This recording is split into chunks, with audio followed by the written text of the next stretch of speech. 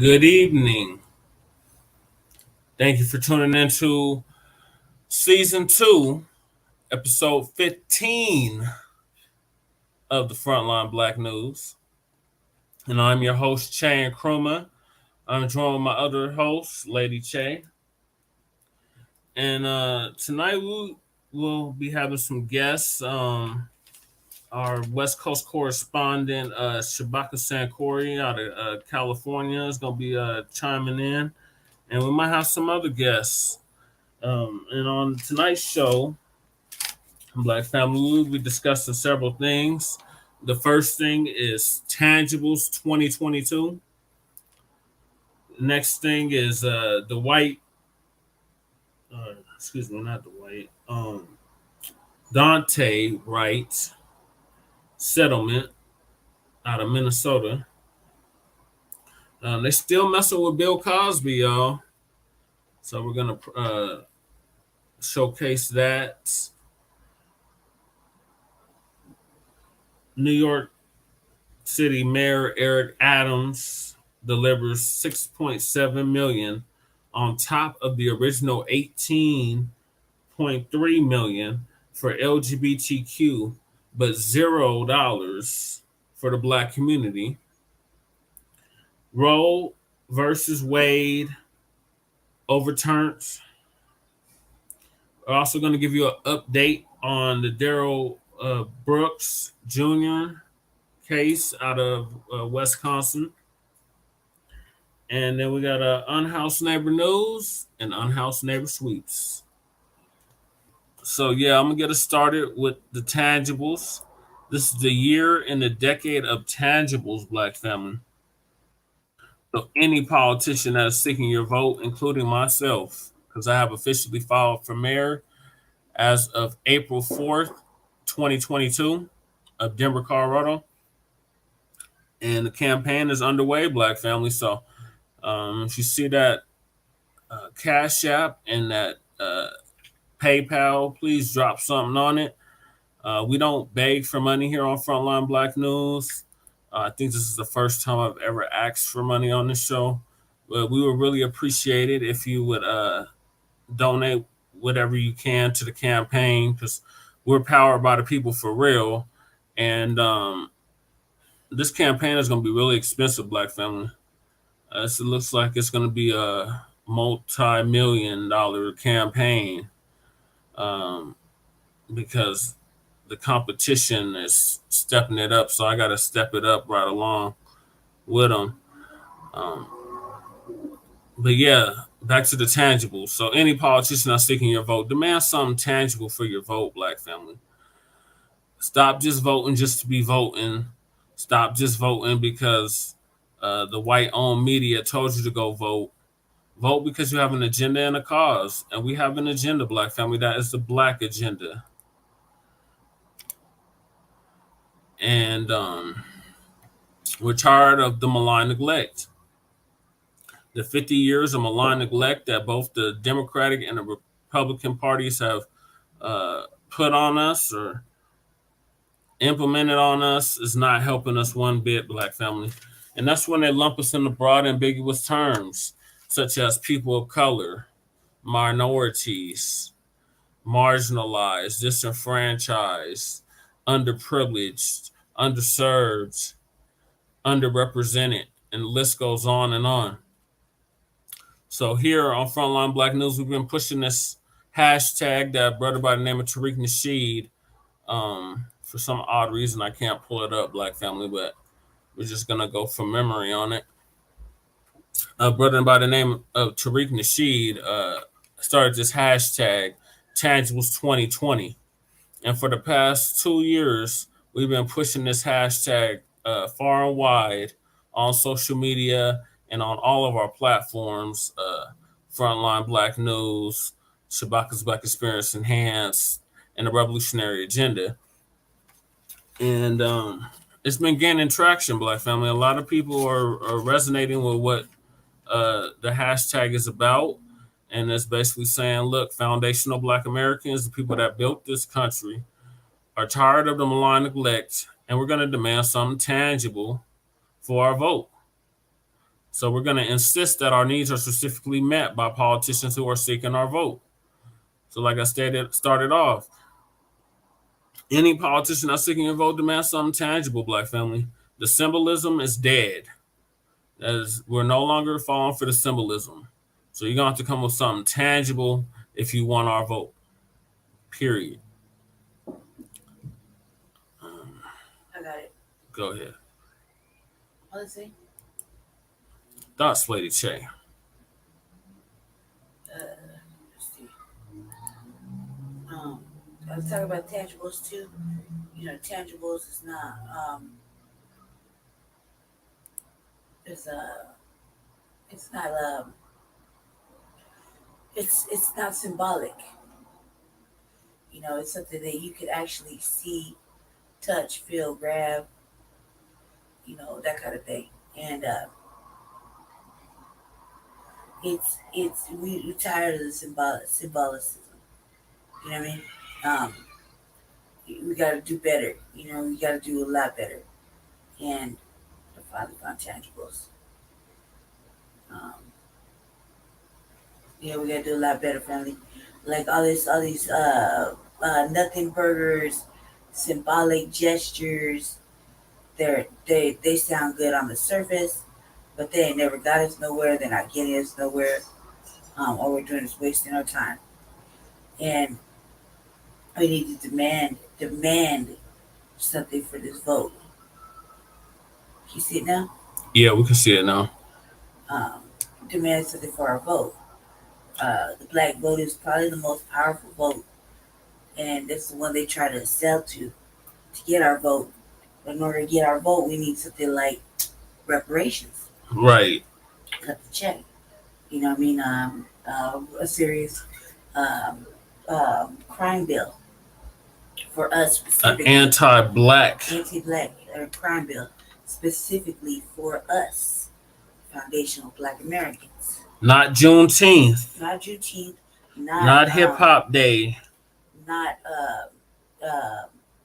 Not Hip Hop Month. FBA, but specifically for foundational Black Americans and the descendants of chattel slavery. You know, specifically. We need specific things meant for us that are going to protect us, they're going to serve us, that are going to be in our benefit. So, unless it benefits you and your family to vote for a specific candidate, then go for it. But other than that, if you don't, there's nothing tangible for you to vote for, then don't waste your time. Don't waste your time. Hold your vote like you hold your swilla, like you hold your mate, like you hold your baby, like you hold your mama. Anything you hold sacred. Everything, yeah. Hold it to you. Hold it close. Hold it to your heart. Because the black vote is for sale. Yeah, to the highest bidder. Right. Now we can't be wooed. We can't be wooed. We can't be, bought, talked into. It's got to be specifically, the one seeking the vote. These politicians now got to be speaking the right codified, compensatory codified language.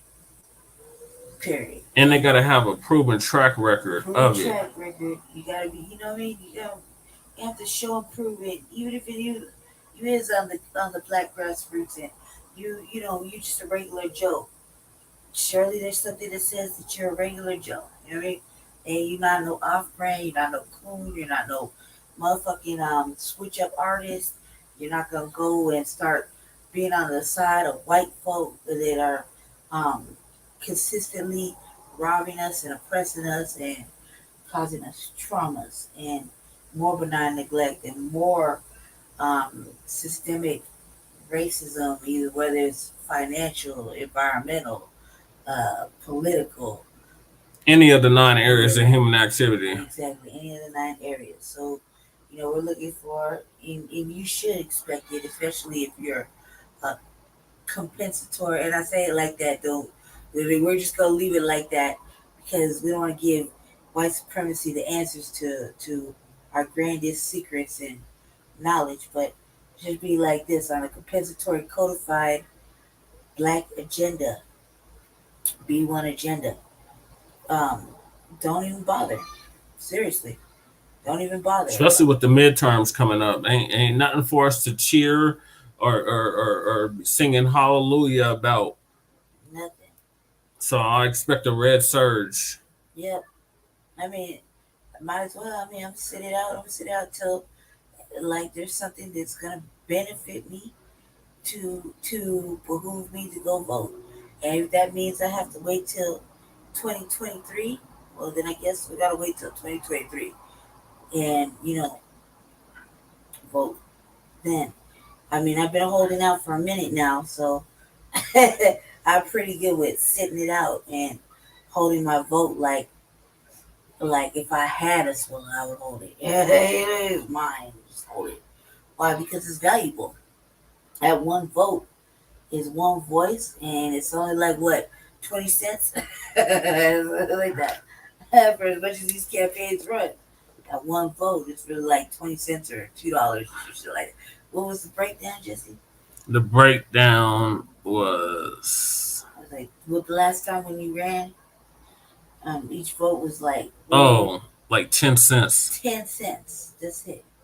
That 10 cents really can move mountains. You know what I mean? Yeah, my vote cost you 10 cents. Their vote cost you $1 or several dollars. Hmm. Right. So, that right there, you're saving money. That's a tangible right there. That's a cost efficient Very cost efficient, tangible. campaign. Yeah. So, you do the math, you do the breakdown.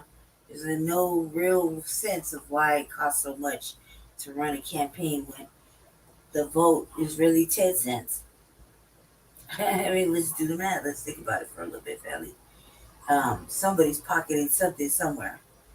And it's definitely not us on the black grassroots. Right now, probably the only candidate that's running A um, pro-black pro black grassroots campaign, campaign.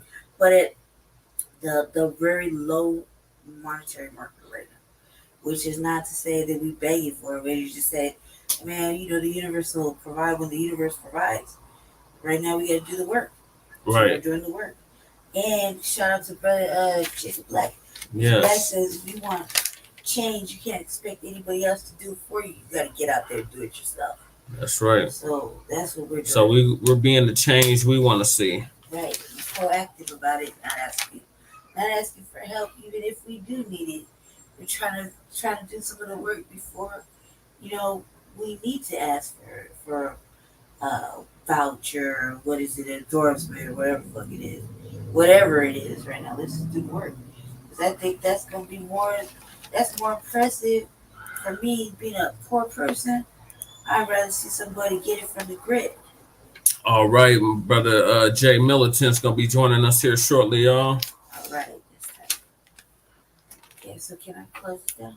Yeah, we're done with tangibles. Excellent, because you got 100 damn I couldn't find it.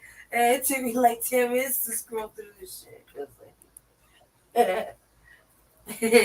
But I did my today, Felly. I did the revolutionary agenda like 5 hours straight. I Yeah. put in that work. Um, but when you see my shit, it had 4 windows open, and I had a whole queue of shit that I was just scrolling through and chopping it up with.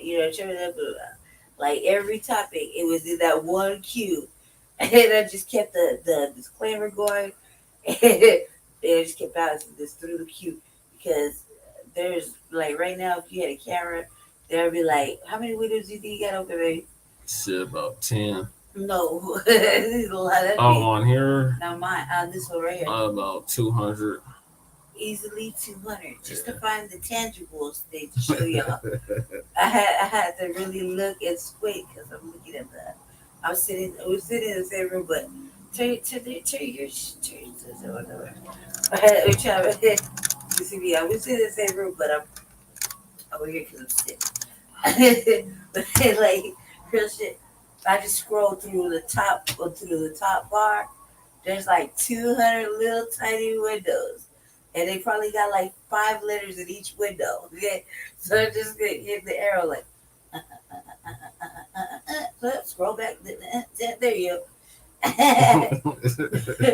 It was a little bit of work, and then I had on this laptop. It's not like the other one. So when you share the screen, I could go to Chrome and then go bing ding ding ding YouTube and share. This one got like you gotta share the entire screen and it blow up in like 18 repeat little boxes. So it's like very it messes up the eyes. Yeah. It's like eye echoing, visually echoing. It's weird. Yeah. Yeah. So moving on. Our next topic is the white. Excuse me. I keep saying the white. Why do I keep doing that? Daunte. Daunte Wright settlement out of Minnesota. Fair use YouTube for content, for criticism, for comment and news reporting and teaching and scholarship and education and research purposes. This is funny.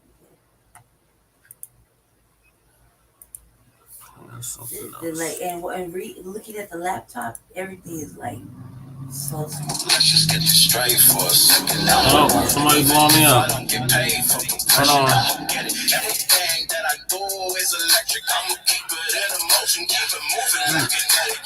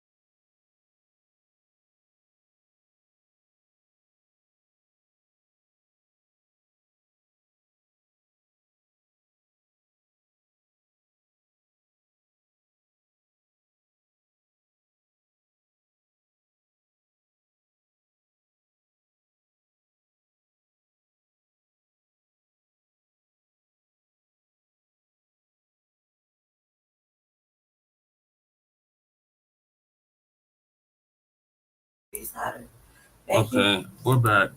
Sorry, y'all. Had to take an important phone call. All right, here we go. Daunte Wright. So, for those that don't remember, Daunte Wright was the brother that was killed by Kim Potter, who mistaken her taser for her gun. So his family just settled out of court out of Minnesota for a 3.25 million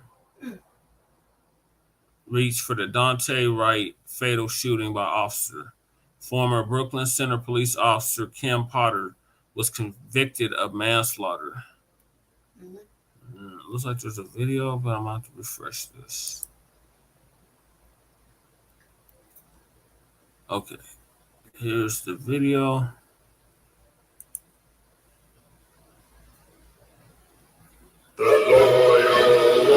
Stupid ad. Always with the ads. Well, the video will be after the ads. Sorry.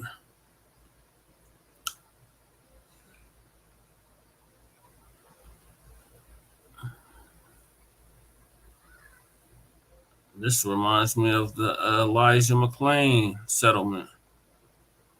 I think the amount was very close to the same. That's family of a black man killed by a white police officer near Minneapolis will now receive more than $3 million. The settlement over Daunte Wright's killing will be paid by the city of Brooklyn Center. Former police officer Kim Potter is serving 2 years for manslaughter. 2 years. That's all she got was 2 years. She pulled her taser during a struggle with Wright, but it was her service weapon. All right, time now for a look at your Wednesday weather. And that's all we get. That's all we get. She got 2 years for killing this young man, this black young man. And the family just settled out of court for over $3 million. The suburban Minneapolis City of Brooklyn Center has tentatively agreed to pay $3.25 million to settle a wrongful death lawsuit brought by the family of Daunte Wright, the unarmed black man who was fatally shot during a 2021 traffic stop when a white police officer says she mistook her handgun for a stun gun. That's the sorriest motherfucking excuse ever. The development was announced Tuesday by attorneys for Wright's family, who said that the pending agreement includes reforms in Brooklyn Center police policies and training involving traffic stops like the one that led to the death of the 20-year-old Wright. Antonio Romanowski,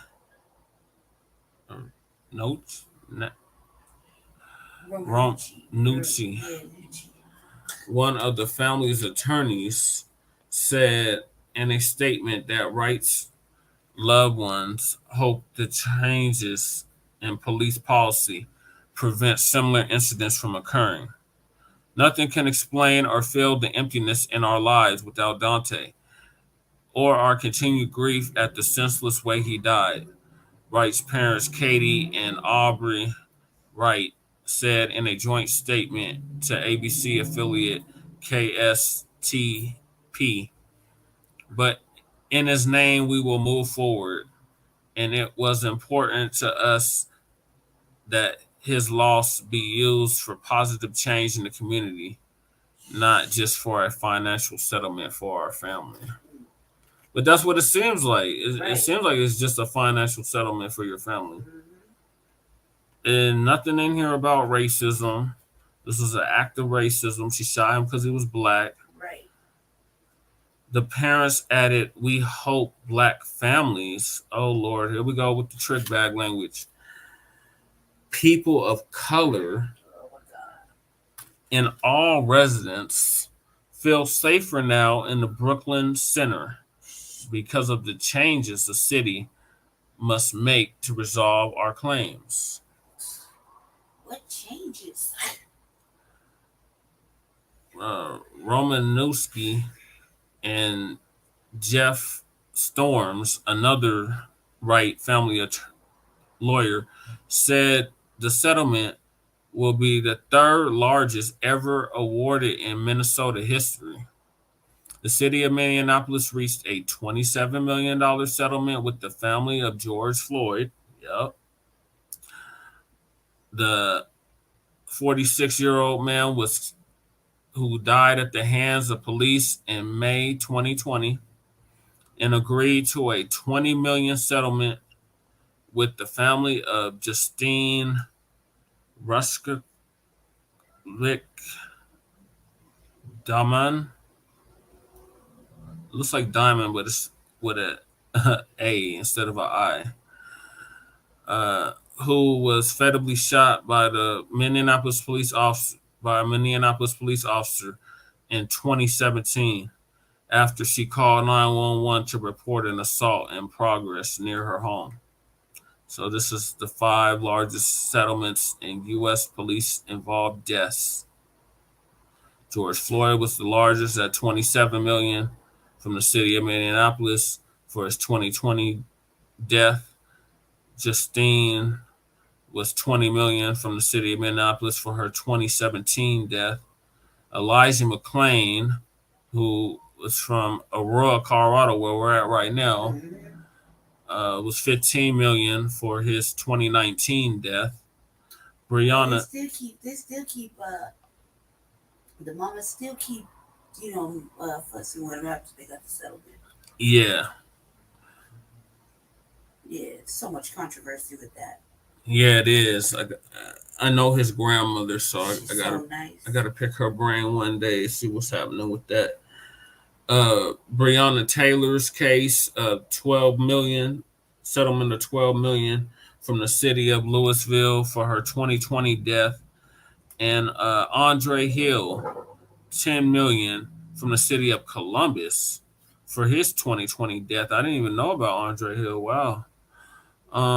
Wright was killed on April 11th, 2021 after then Brooklyn Center police officer Kim Potter and officer, excuse me, black family, were right off of Main Fair, Main Thorough, whatever they call it, thoroughfare.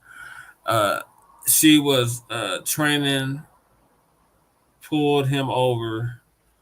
An officer she was training pulled him over for driving a car with expired registration tags and for having an air freshener dangling in his rearview mirror, which is illegal in the state of Minnesota. That's him right there. Promising young man. After stopping Wright, who was with his girlfriend, police learned of a warrant for him for an outstanding weapons violation. Wright was ordered out of his vehicle and struggled with police when they attempted to handcuff him. During the confrontation, which was captured on police body camera video, Potter, a 26-year-old police veteran, yelled, "Taser, taser, taser." But instead of deploying a stun gun, she drew her handgun and shot Wright in the chest as his vehicle sped away and crashed. That's her right there. There's the murderer. She should have been convicted of murder, not manslaughter. A Hempstead County jury found Potter guilty in December 2021 of first degree and second degree manslaughter. If you ask me, black family, it should have been first and second degree murder. Right. And she was sentenced to 24 months in prison Break it and down, fined family. That's only like half the time. $1,000. That's it? She only got fined $1,000 and got 2 years in prison. Oh, God. And if you break it down, it's like a half the time she got to do. Half, yeah. So Something she's like only going to that. have to do a year Like 2 days at the per most. Mm-hmm. Oh my God. Is it regular prison too? It doesn't say what prison. It just says she got 24 months in prison. Mm-hmm. She's probably going to Martha Stewart prison. The final terms of the settlement with Wright's family are pending an agreement on substantial and meaningful non-monetary relief, the Wright family attorney said in a statement. Those were gunshots. Mm-hmm.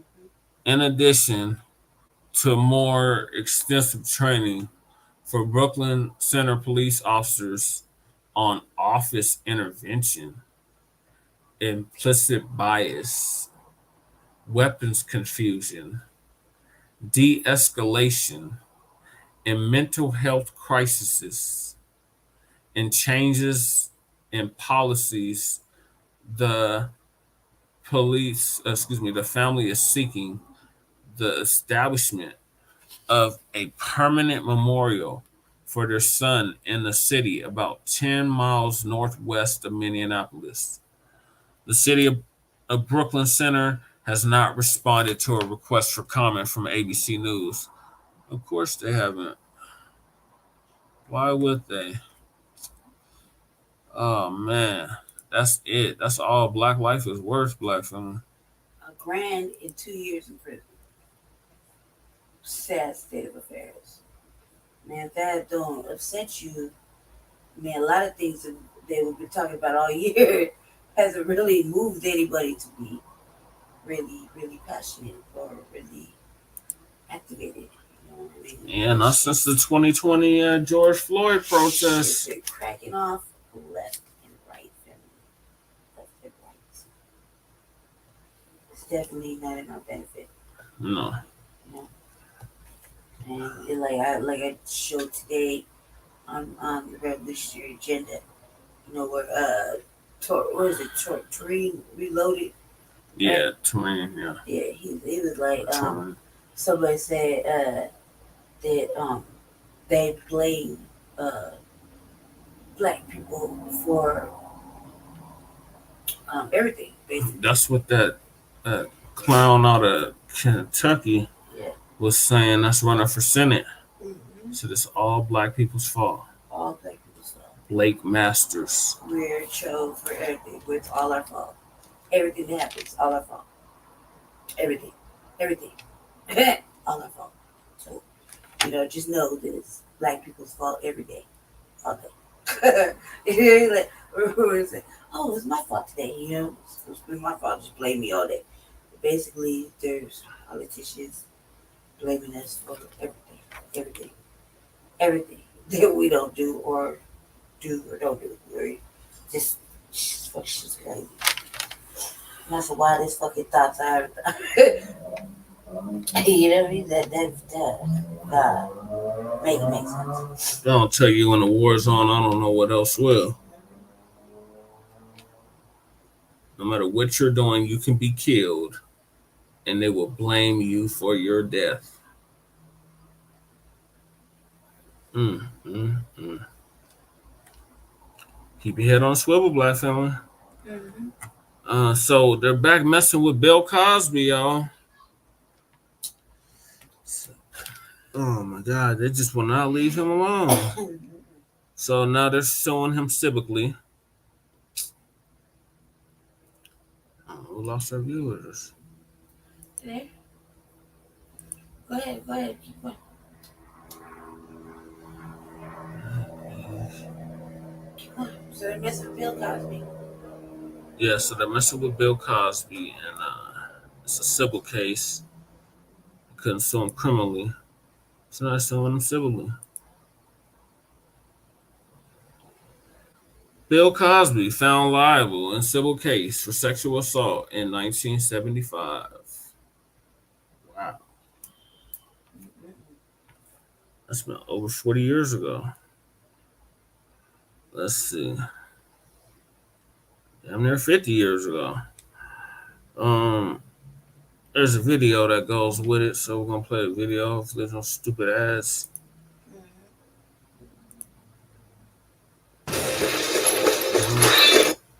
What's this ad? Skip ad, yes.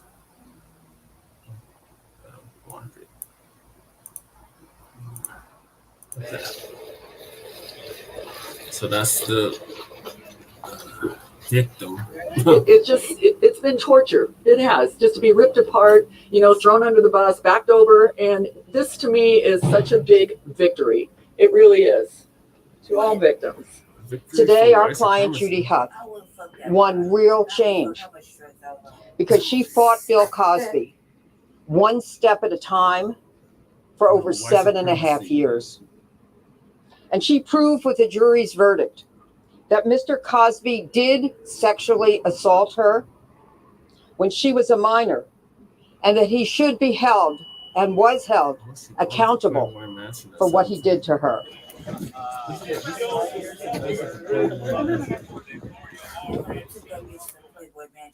She'd be lucky if she got to go to Jack in the Box. She was 17 at the Playboy Mansion. So she was out holy. Or no, she was 16 at the Playboy Mansion. That's even worse. So hoeing and putting herself in the line of being preyed upon. I was gonna say something else. It was unpolitically correct. That motherfucking what is it? Hugh Hefner, a wild boy. So this is from the, I can't even say suspected white supremacist site. This is a white supremacist site, Reuters. Oh my God. And it says Santa Monica, California, June 21st. Reuters. That sounds like it. A California jury in a civil case ruled on Tuesday that Bill Cosby sexually assaulted a woman at the Playboy Mansion in 1975. When she, what year are we in? Jesus Christ, we're like 2022. what the hell was she doing at the Playboy That's Mansion? firework. At this point, they're all mixed in. The gunshots and the fireworks are mixed in. That'd be tight if it was a potato gun, man. I'm telling you, the potato gun. When she was a teenager, and ordered the comedian to pay her. No, that's something else. that was like. They're all mixed in at this point. Sorry, Black family, we're in the hood. So if you hear gunshots and fireworks, that's what it is. 500,000. Like they get up on the pod, man, just bucket. Like, I was thinking like right outside my window. Yeah, it does. Like, stand right here by the dumpster, just pow. Man, that shit's gonna get old. I'm gonna be like, hey, cuz, so take that shit down the block. They know how to get that, right? Not the first time. Like, cuz, down the block. You hear me? Get that shit to the next alley, across the alley. Need shit, give you a little break. Anyway, this chick was at the Playboy Mansion in 1975 when she was a teenager and ordered the comedian to pay her $500,000 in damages for emotional duress or distress from the incident. Judy Hoff had testified that the comedian invited her and a friend to the mansion when she was 16 and he was 37. Hell no. And forced her to perform a sex act. What the hell was she doing at the Playboy Mansion, man? At 16, he invited her. That's what she said. She and a friend. And a friend. Mm-hmm. The verdict came nearly a year after Cosby was freed from prison, when Pennsylvania's highest court threw out his sexual assault conviction in a different criminal case there. Hoff's lawsuit was the first civil case against Cosby to come to trial. Hoff, now 64, said that she was elated by the ruling in the case when she filed in 2014 after media reports detailed accusations against Cosby by multiple women. Those reports helped stir memories of her encounter with Cosby. Yeah, this is a Me Too case. Yep. You know it. Hoff said and triggered 4 years of anxiety and other symptoms. It's been so many years, so many tears. Oh my God. Is she a poet now? Mm-hmm. Hoff. Don't it sound like an R&B song? Yeah, it's been so many years, so many tears. It reminds me of Tupac. There's so many tears. I suffered through the years and shed so many tears. Oh my God. Where she got it from? Hoff told reporters outside California's Superior Court in Santa Monica, it's been a long time coming. Yeah, since 1975. Hoff told the jury that Cosby had invited her and a friend to the mansion a few days after they met the then famous actor and comedian at a public park. After she emerged from the bathroom, Cosby took her hand and used it to masturbate his penis, she said. Oh my God. Who talks like that? It's not funny, Black family, but it is. Who talks like that? Cosby, who used his hand to caress the swelling. Yeah. Cosby, who did not appear. He like little white hands on it. That's basically what she trying to say. Put your little young hands on the swiller. So she didn't put her hands. Okay, so he put her hands on. That's what she's saying. Right. Cosby, who did not appear in court at the trial, denied Hall's allegation. Yes, as he should. His defense team will appeal the verdict. Cosby spokesman Andrew Wyatt said, "Oh yeah, he been going to bat for Cosby." Mr. Cosby continues to maintain his innocence and will vigorously fight these false accusations so that he can get back to bringing the pursuit of happiness, joy, and laughter to the world. Wyatt said in a statement. There's Cosby coming out the courthouse back in Minnesota, or excuse me, not Minnesota, Pennsylvania. Cosby, 84, is best known for his role as the lovable husband, father in the 1980s television comedy series The Cosby Show, earning him the nickname America's Dad. But his family-friendly reputation was shattered after more than 50 women accused him of sexual assaults over nearly 5 decades. Hawk brought the case under. Oh, wait, there's nothing here about him wanting to buy NBC.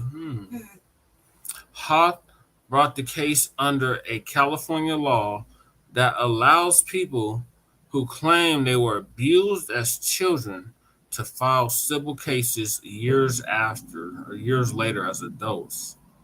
3 other women who have accused Cosby of abuse attended the trial and told reporters they felt vindicated by the verdict. Lily Bernard, who has a civil lawsuit pending against Cosby in New Jersey, said the ruling was important for every sexual assault survivor who has not received justice. We will never give up, she said. In other words, white supremacy will never give up. The jury did not rule entirely in Hawk's favor. By a 9-3 vote, they said she had not provided clear and convincing evidence that Cosby had acted with malice, oppression, or fraud. If jurors had voted yes on that question, they could have provided additional punitive damages to Hawk. Excuse me. In video of the deposition shown to jurors, Cosby said he did not remember Hawk, but he said the incident could not have happened because he could not have pursued sexual contact at that time with someone who was under the age of 18. Cosby's attorney, Jennifer Bongine, challenged Hawk's account throughout the trial, including her revised timeline. When the lawsuit was filed in December of 2014, Hawk said the incident occurred in 1974 when she was 15. She told jurors she recently concluded that she had been mistaken about the year and now believes it happened in 1975. So it's just I'm white and I say so. Right. And there's y'all president that I did not vote for. That's Lady Che. I feel like that just Me Too fucking, 2 decades later? Yeah. Jesus, I can remember he was over there sleazing around At the Playboy Mansion. Mansion. Over there with fucking Hugh Hefner. Hugh Hefner, a wild boy. And I wouldn't take that bitch nowhere. Like, not even the Jack in the Box. She'd be lucky she got in my car and went to the gas station. Holy ass bitch. Like, come on now. And then she just trying to make motherfucking Bill Cosby look like a motherfucking predator. He can have anybody's fucking little hands on his swiller. He chose you. Oh, weird ass off brand bitch. Come on now. It's Bill Cosby. And her story keeps switching up. Jallo. That's the fucking. She don't know what year it happened. Right. That's like the fucking. That's everybody's goddamn daddy. Who they grow up with fucking Bill Cosby as their father. Right. He was everybody's father.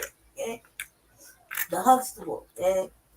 If he was born in the 80s and the 90s. Right. It was everybody's. Everybody wanted to be part of the Huxtable family, the Cosby family.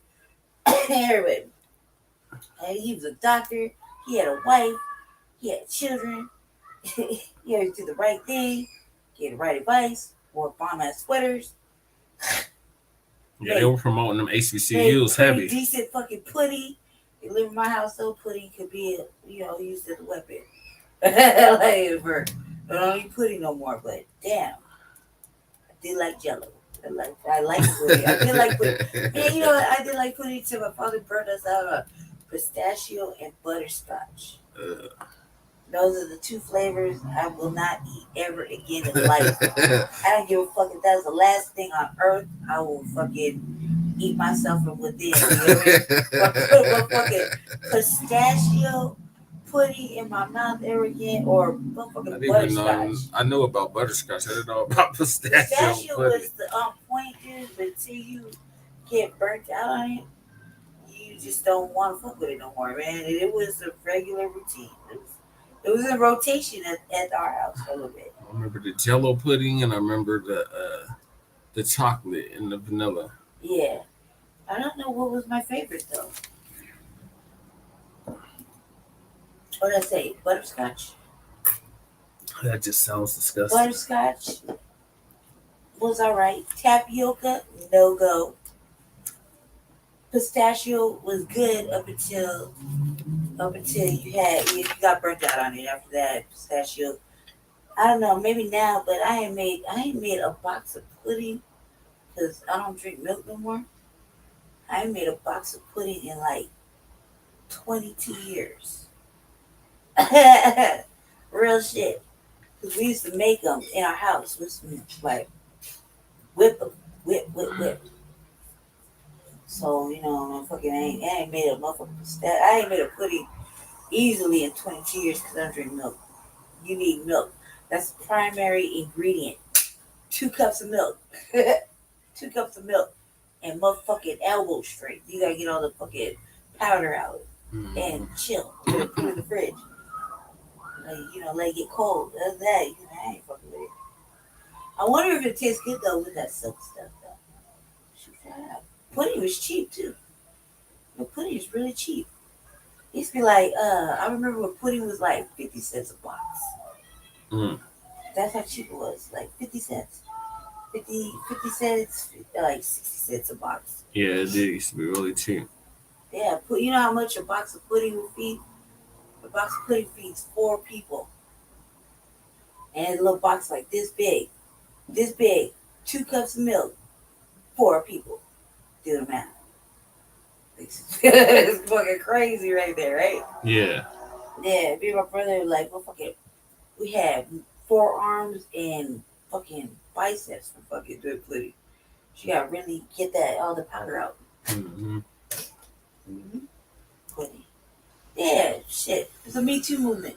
How's Bill Cosby, especially Hugh Hefner being racist? Yeah. How Bill Cosby even gonna go to the fucking mansion?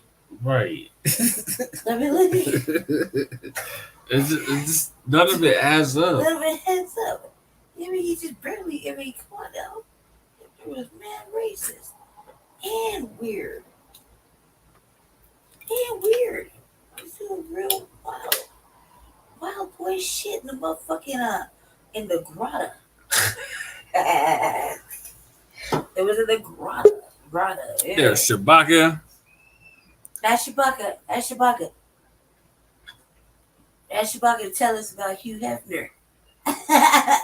Oh man, Shabaka's pinwheeling.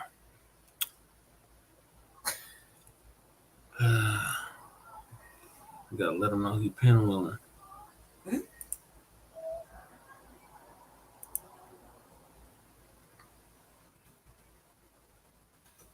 Yeah, so, yep, Me Too movement all over again. All over. They just will not leave Bill Cosby I will alone. not leave Bill Cosby alone, man. You know, did prison time and they're still coming after him. Said I would not take that bitch nowhere. Nowhere. And let alone He did would more. I take that little bitch? Would I take that little bitch to Hugh Hefner's mansion? She be lucky she got a motherfucking fly by night, pay as you go every hour motel in LA. Because they was right there, they was righteous with them fucking hourly motels. You know? Especially if I want little white hands on my big swilling. Come on now, man. About the cat. About the cat. I've never been with. You're right. Come on, cuz. Can't. You go pick you and your little weird friend? No. At the park. He just cruising the park for underage little white hands. And that's what he chose to touch the swiller, little hands. Like, of all things. Yeah, of all things. What are you using, the new phone or the old? What's device?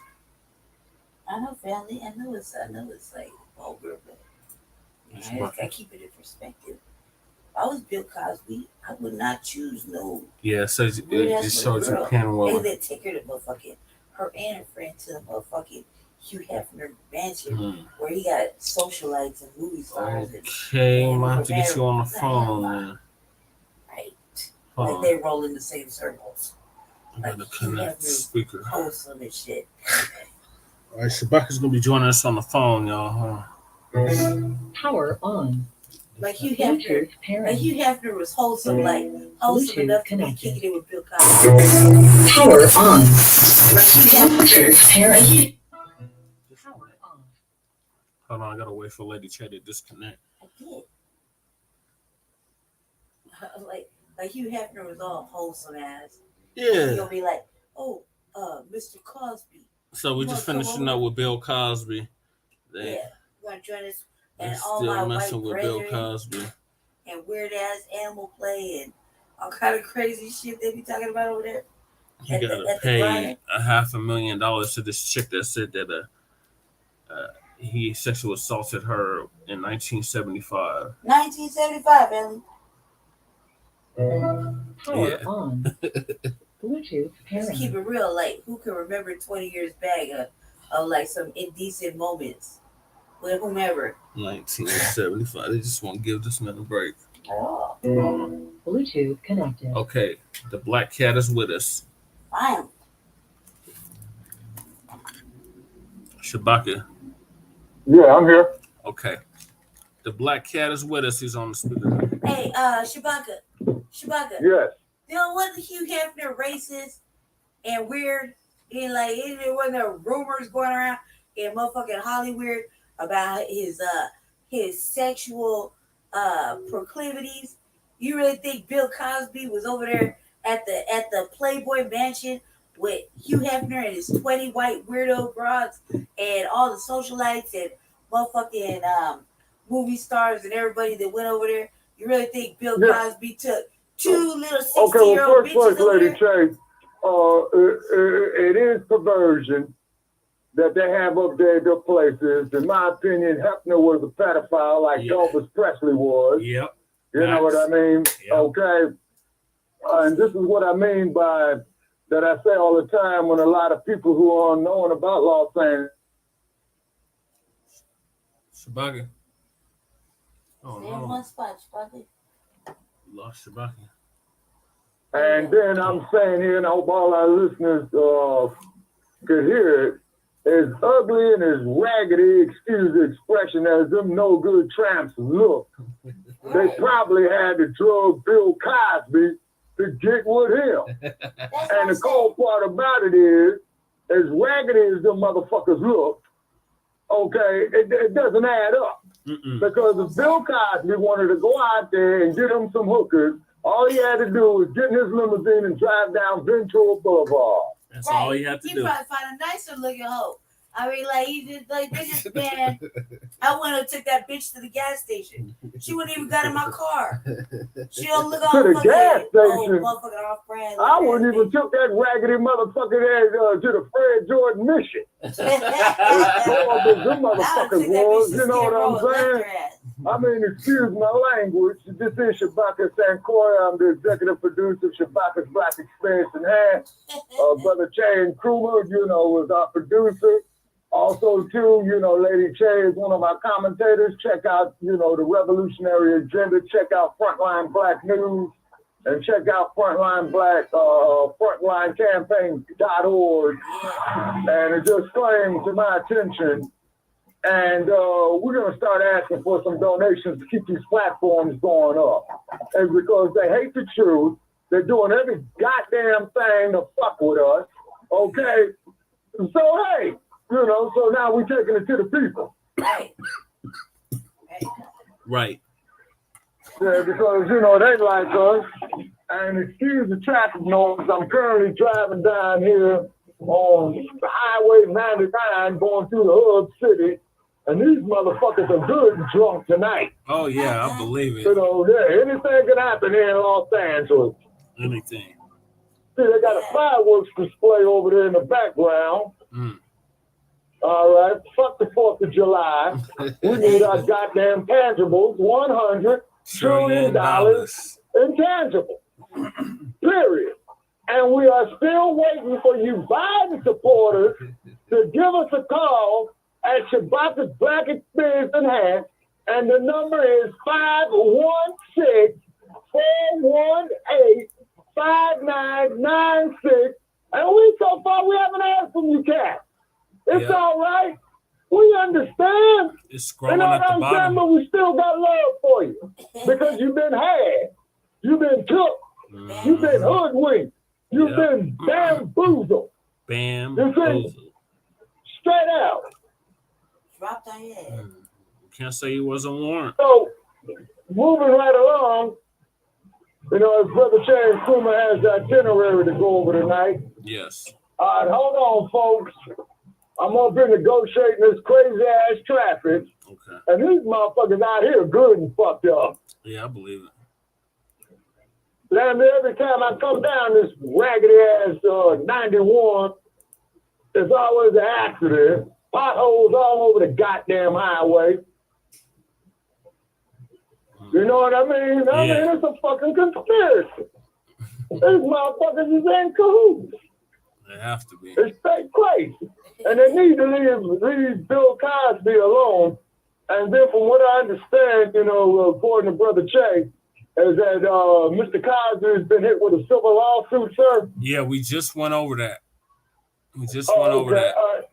Okay, my bad. Okay, what's our current topic that we on? The next topic is Eric Adams, mayor out of New York, adds $6.7 million in funding for LGBTQ plus services. Okay. Once again, it's a hidden agenda, people. You see, they're trying to force this bullshit on us. Okay? Yeah. And then the sad part about the deal is that you got so many of these motherfuckers, you know, who fell sucker to that shit. Here in the goddamn state of California, Gruesome Newsom a while back signed a bill stating that they will no longer have the gender of the baby when it is born on the birth certificate. Yeah. Sickness. That's insanity. Yeah. That's just bizarre. That is insanity. But keep in mind, you know, they got money. You know what I'm saying? Yeah, they have money. And this is why Facebook, fuckbook, or whatever what the hell you want to call it, is putting up all these effeminized colors for backgrounds and all that old shit. You know, the black cat, you know, he always used the black background. They got rid of that. Yeah, they got rid of that real quick. Remember the black fireworks over here. Remember the black background with the hearts. We need our goddamn tangibles, $100 trillion fucking dollars. Period. Everything else is bullshit. Now, Eric Adams, they need to start the recall on his ass. Yeah. It's because as one sister was saying to the son of a bitch, you know, I guess on his way to his inauguration or what have you, saying that she was the victim of police abuse. And she was up there begging a motherfucker, you know, to come up there and talk to her. He didn't. So these coon-ass politicians ain't shit. No. And like I said, the only vote that I'm casting is for Brother Che and Krumah, Jesse Parrish running for mayor of Denver.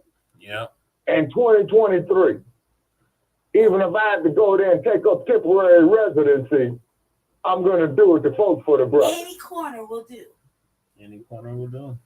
You can use the our mission address. 2323 Curtis Street. They burned it down. Oh, they don't talk about that no more. They lit that motherfucker on fire. We had a building catch on fire over there by Jesus Saves. The Trump. Yes. No, it was the rescue mission. It was the rescue mission that caught on fire? Yes, that's what David was saying. He's like, Ed, are we gonna talk about why the brewery next to it didn't catch fire? Yeah. Are we gonna talk about why? But is this because there was homeless people there? So it caught fire? Was anybody decided they want to investigate? No, nobody talked about it after that one. They was like 4 minutes on the news. That was it. That was all they talked about. You know what I mean? And we haven't been really in the Triangle area too much to go check it out. Yeah. But they got real hush-hush on that. But so yeah, he adds $7.7 million in funding to LGBTQ plus services. I'm gonna play the video real quick. Okay. When you sat down as a community and spoke with us, we heard. You're talking about the LGBTQ. We listened, we implemented and took action. Today, I'm proud to announce nearly $6.7 million for new and expanded programs supporting the LGBTQ plus community.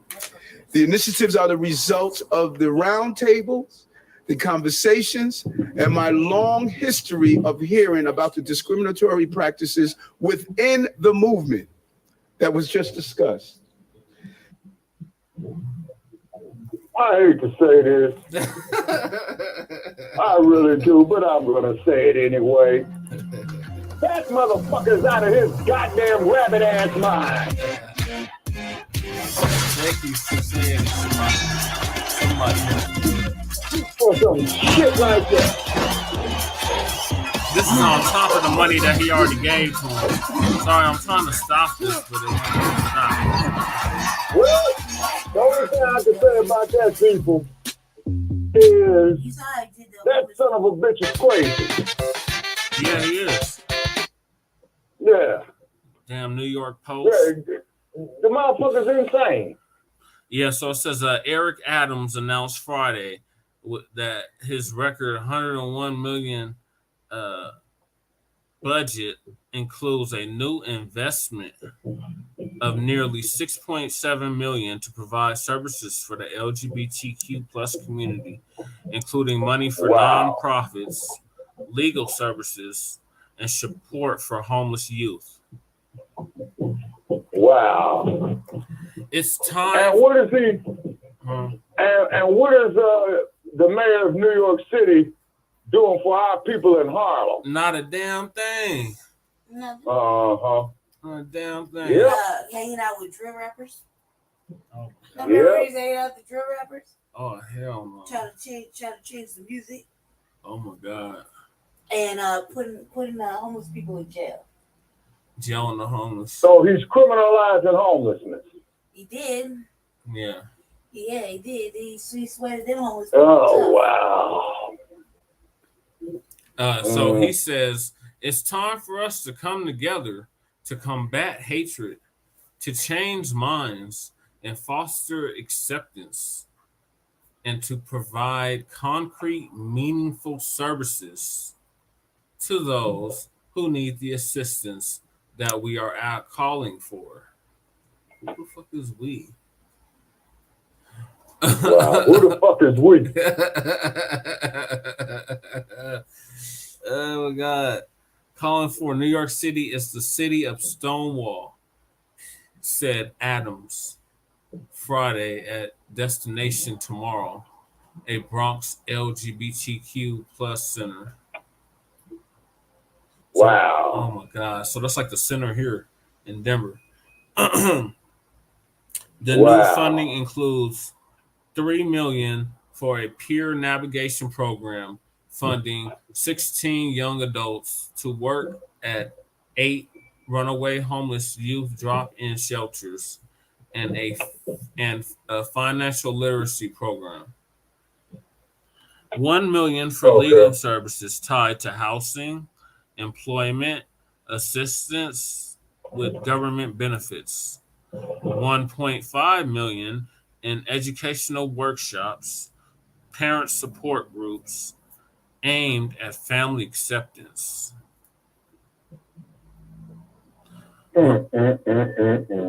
Right now, total city spending on LGBTQ plus services tallies up to nearly $25 million. Holy shit, that's a lot of money. My God. That's a lot of money. That's him when he announced the 6.7 million in funding to that community. Meanwhile, Adams doubled down on condemning anti-drag queen comments from Councilwoman Vicky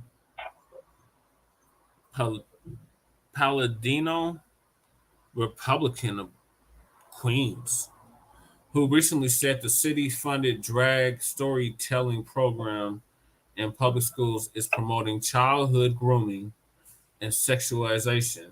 She's right. That's insanity. And here in California, from what I understand, they got rid of that shit is because them dudes who was up there talking that shit to those children found out that they had records of sex crimes. Yeah. Okay. So once again, the motherfuckers up here endangering children with this bullshit. Yep. Now, me personally, I don't give a fuck what they do. They can go fuck a damn donkey for all I care. You know what I'm saying? They can go get fucking by a donkey for all I care. Better yet, why do these motherfuckers go down there across the street from San Diego to a place called Tijuana and get in a damn donkey show?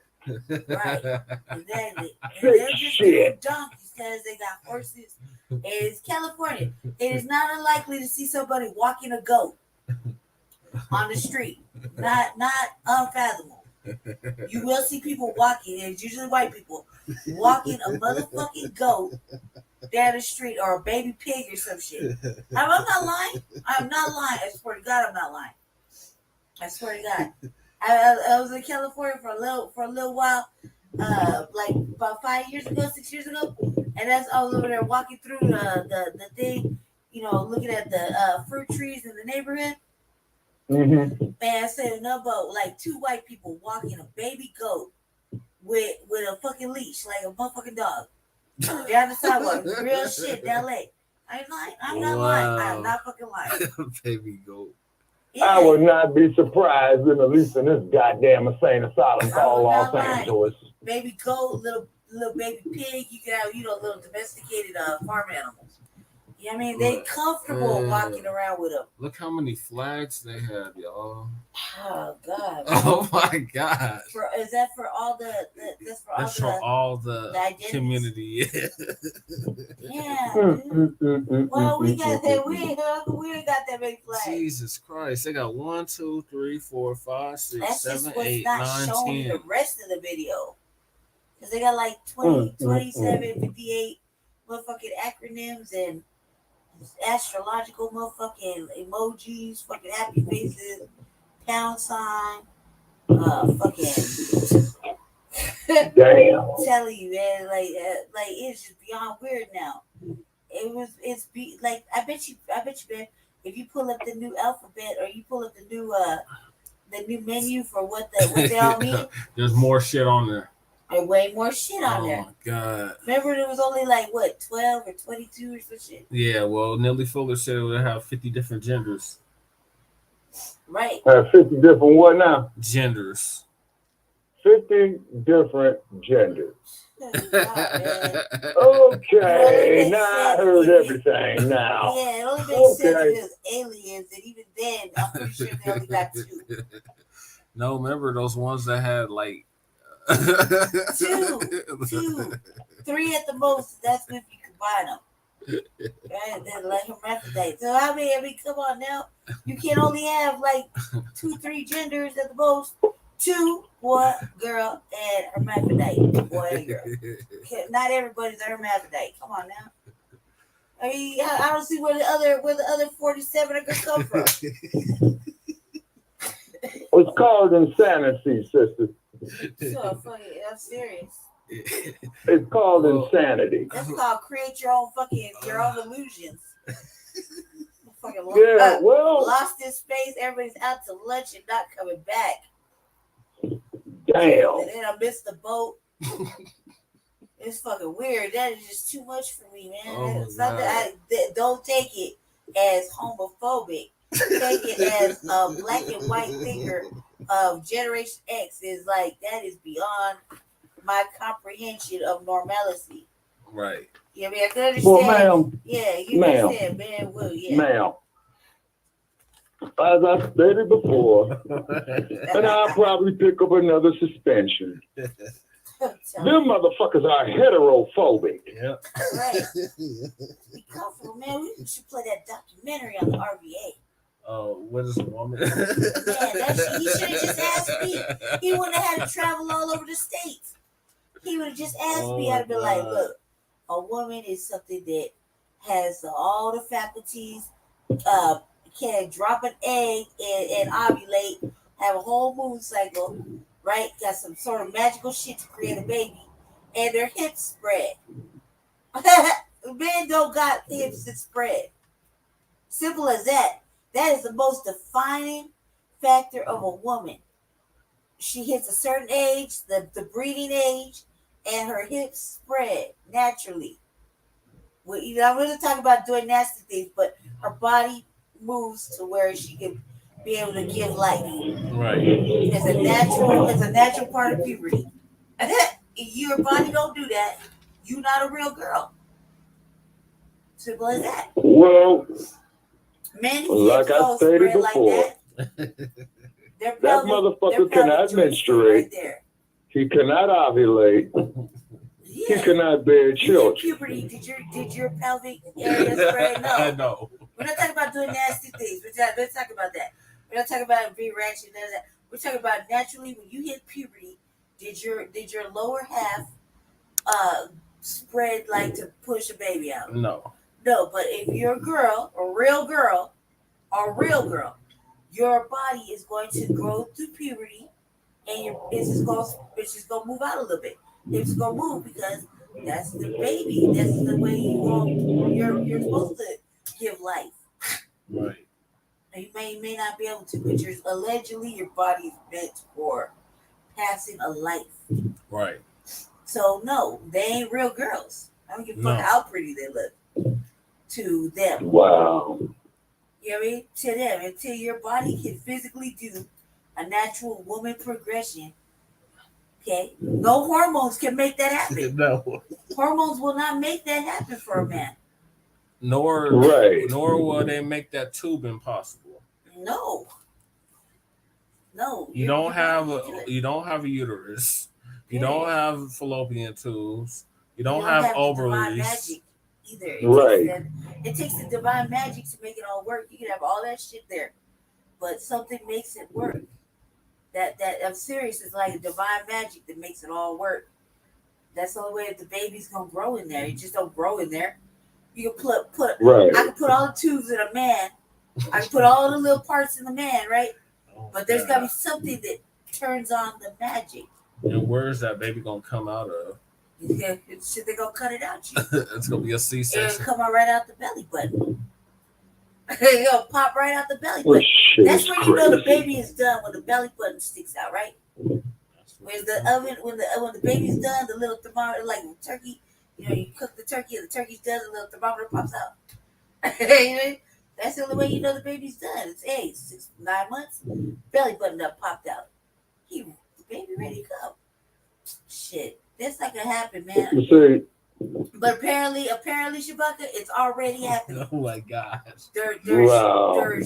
Well, as I said before, up there in Silicon Game Valley, my travels through Santa Clara and San Mateo counties up there in Northern California, I've seen a lot of, the tech giants up there, of course. Then you got the mid-level technical companies, but I also see a lot of biotechnology companies. Yeah. And it will be very, very interesting to see what these individuals have in their hidden files, if you know what I mean. Tell you, man, I done showed Jesse a couple little weird ass videos where men are trying to attach a baby to their pectoral muscles. Okay, the men have pectoral muscles, women have breast. Right. Yeah, men have pectoral muscles, pecs. Right. Women have jiggly wigglies. They got breasts. Right. So you got this fat ass, weird ass, hairy ass dude trying to attach his baby to his motherfucking hairy ass nipple. Oh, Cuz, make it stop. Real shit. Look it up on YouTube. Look it up. Oh god. Shout out Jason Black. Look it up. Okay. That shit is fucking. Wow. It's disgusting. Oh, shout out to TD Hip Hop for bringing this to our attention. Thank you, TD. Thank you so much. Oh Great god. content. That's like 12 flags. There's at least 12. Look, that's not counting the ones that aren't in the camera, in the footage, in that picture. You know what I mean? That's a lot of flags, man. I wonder what they all mean. I That recognize is straight 12. insanity. That motherfucker. So there's some people who have way too much time on their hands and too much fabric at Walmart and a sewing machine. Like, that's Lord, too much. Lord. Oh, we can't get no motherfucking flags for us. We gotta what? We got Juneteenth. We got the RBG. The RBG flag. Yeah. We got the FBA the flag FBA now. flag. Yeah. And the maroon flag. Yeah. Okay. That's crazy. We got 4. These months got 12 flags. Not to mention the one you got that we always rocking on our picture. Oh, that's the rare. That's the yeah. That's another FBA flag. Yeah. So look at some 5. That's it. The creator of the flag that I have in the background at my house, Shabaka. Yeah. He said that was specifically for Black Americans. Okay. The funder. The descendants of slavery, correct? Okay. Re-specify the FDA again, please. FBA is Foundational Black American. Okay. FBA. Yeah. Foundational. Oh, okay. All righty. Okay. The ones of our people who went out there and were brutalized, murdered, humiliated, degraded on the plantation system of the United States of America. Yes, that is correct. Yes, sir. Okay, thank you. Also, to our listeners, I hope that they understand that. And old Kamala Harris Oh my God. and these other Democrats, Hey, same thing with these repubs, you know. And I hate to say it, but if the orange man ran in 2024, that motherfucker win by a landslide. Yeah, the Republicans is gonna win by a landslide in the midterms. Uh-huh. Yeah, they see who was talking about that. Are we gonna get on the Roe versus Wade? Because they talking about we're going back to Jim Crow. That shit is good. Okay. All right. Now, if I recall, I remember vaguely, this is the early 1970s with the Roe versus Wade case. And correct me if I'm wrong, because I'm going from memory. I don't have any notes in front of me. Okay, that is where they said it's okay to have abortion in the Roe versus Wade case, right? Yep. Within certain parameters, yeah. Yeah, like it says. Okay. Then it got flipped. Rape, stuff like that. Okay. So now, correct me if I'm wrong, Brother Che. This is up your alley. So the Supreme Court can reverse some of its previous decisions, correct? Yes. Yes. Wow. Okay. Clarence Thomas. Just wait for them to reverse Brown versus the Board of Education. Oh, you know which one I'm waiting for them to reverse? What's that? He's on an agenda. Dred Scott. Oh, yes. That should be our next push, man. Since they're over there doing all this other whack ass Because shit. that whole Constitution needs to be revamped. The whole Constitution needs to be revamped. You saw when I was doing the show today, but Clarence Thomas got a whole motherfucking agenda. Oh yeah, Clarence Thomas, Houseman. Oh my god. Ugh. I mean, people. I mean, what is this fucking world coming to, man, in the early 21st century? It's like a horrible. Terrorism. Blah, blah. Terrorism. Yeah. These motherfuckers got their flags out their pocket, like gang members, like Crips and Bloods. Dude, what is sticking out of his pocket? Like, it should look like it's sticking right out his ass. It does. It does. It look like he got the little flag post on it. You see what I'm saying? Yeah. Wow. That shit look horrible. Okay, now I'm just going to put this out there, folks. Okay. So they want this alphabetized agenda for these individuals to have all these rights, right? Mm-hmm. That's bad luck. Now, what are these motherfuckers, okay, since we pay their salary through tax dollars, even when you go get Shorty out of jail, you're paying a liquor tax. Mm-hmm. Even when you go get cigarettes, you're paying a tax. You know, what's that there? The Bureau of Alcohol, Tobacco, and Firearms. Yep. Oh, man, So you're paying a tax on that, right? Yep. And then the unhoused are taxpayers as well, too. Yep. Is that when they go out there and they spend their money, Yep. they paying tax. Mm-hmm. So for all you motherfuckers out there that talk about that you're a goddamn taxpayer and all that shit, man, everybody pays taxes one way or another. And according to certain, we've been paying the black tax for a long time. For a long time. Right. Yeah, so. Well, see, we paid our taxes in blood and sweat of our ancestors on these plantations. Yep. We paid taxes when they used to have the picker niggas. Yep. They used to, they call them picnics today. Uh-huh. Then they have shown various photographs, you know, down through history where black men have been lynched and tortured, and white folk are standing around smiling and laughing at this atrocity. Mutilated in public. Okay. Man, really ugly. And excuse the expression, let's look at this raggedy ass motherfucker by the name of Carolyn Bryant. We all know who Carolyn Bryant is. Yeah, the one that had Emmett Till killed. Right. How come she was never charged with hate crimes? Because she white. How come she was never charged for false accusation? Because she white. White in a woman, white. Well, of course. It's obvious. Control white men. There's always a white woman controlling a white man. Yeah. Mm-hmm. We've seen that like And then lots of things. I was stated here on StreamYard. If you ever saw the motion picture called Mandingo, it wasn't so much the black man wanting the white woman. No. It was the white woman wanting the black man. Mm-hmm. Yep. Specifically the black Mandingo. Right. Right.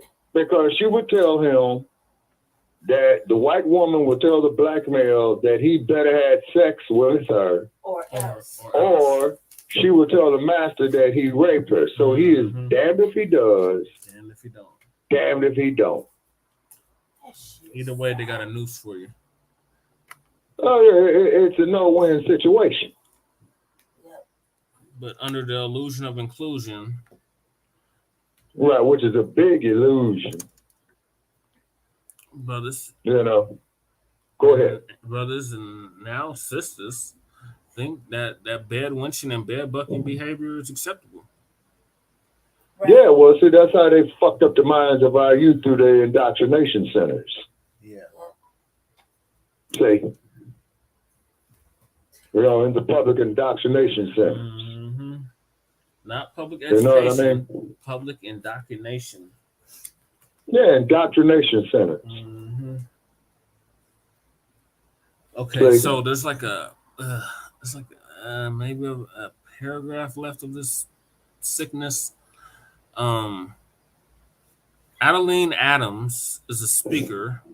Let the city council deal with their issues, the mayor said. When asked if parents should have the option to pull their kids from the program, depending on the district, as Palladino has advocated for, Adams said it's up to the individual school principals to navigate controversial teachings. I am very optimistic on where we're going as a city, where we are going to lean into those uncomfortable conversations.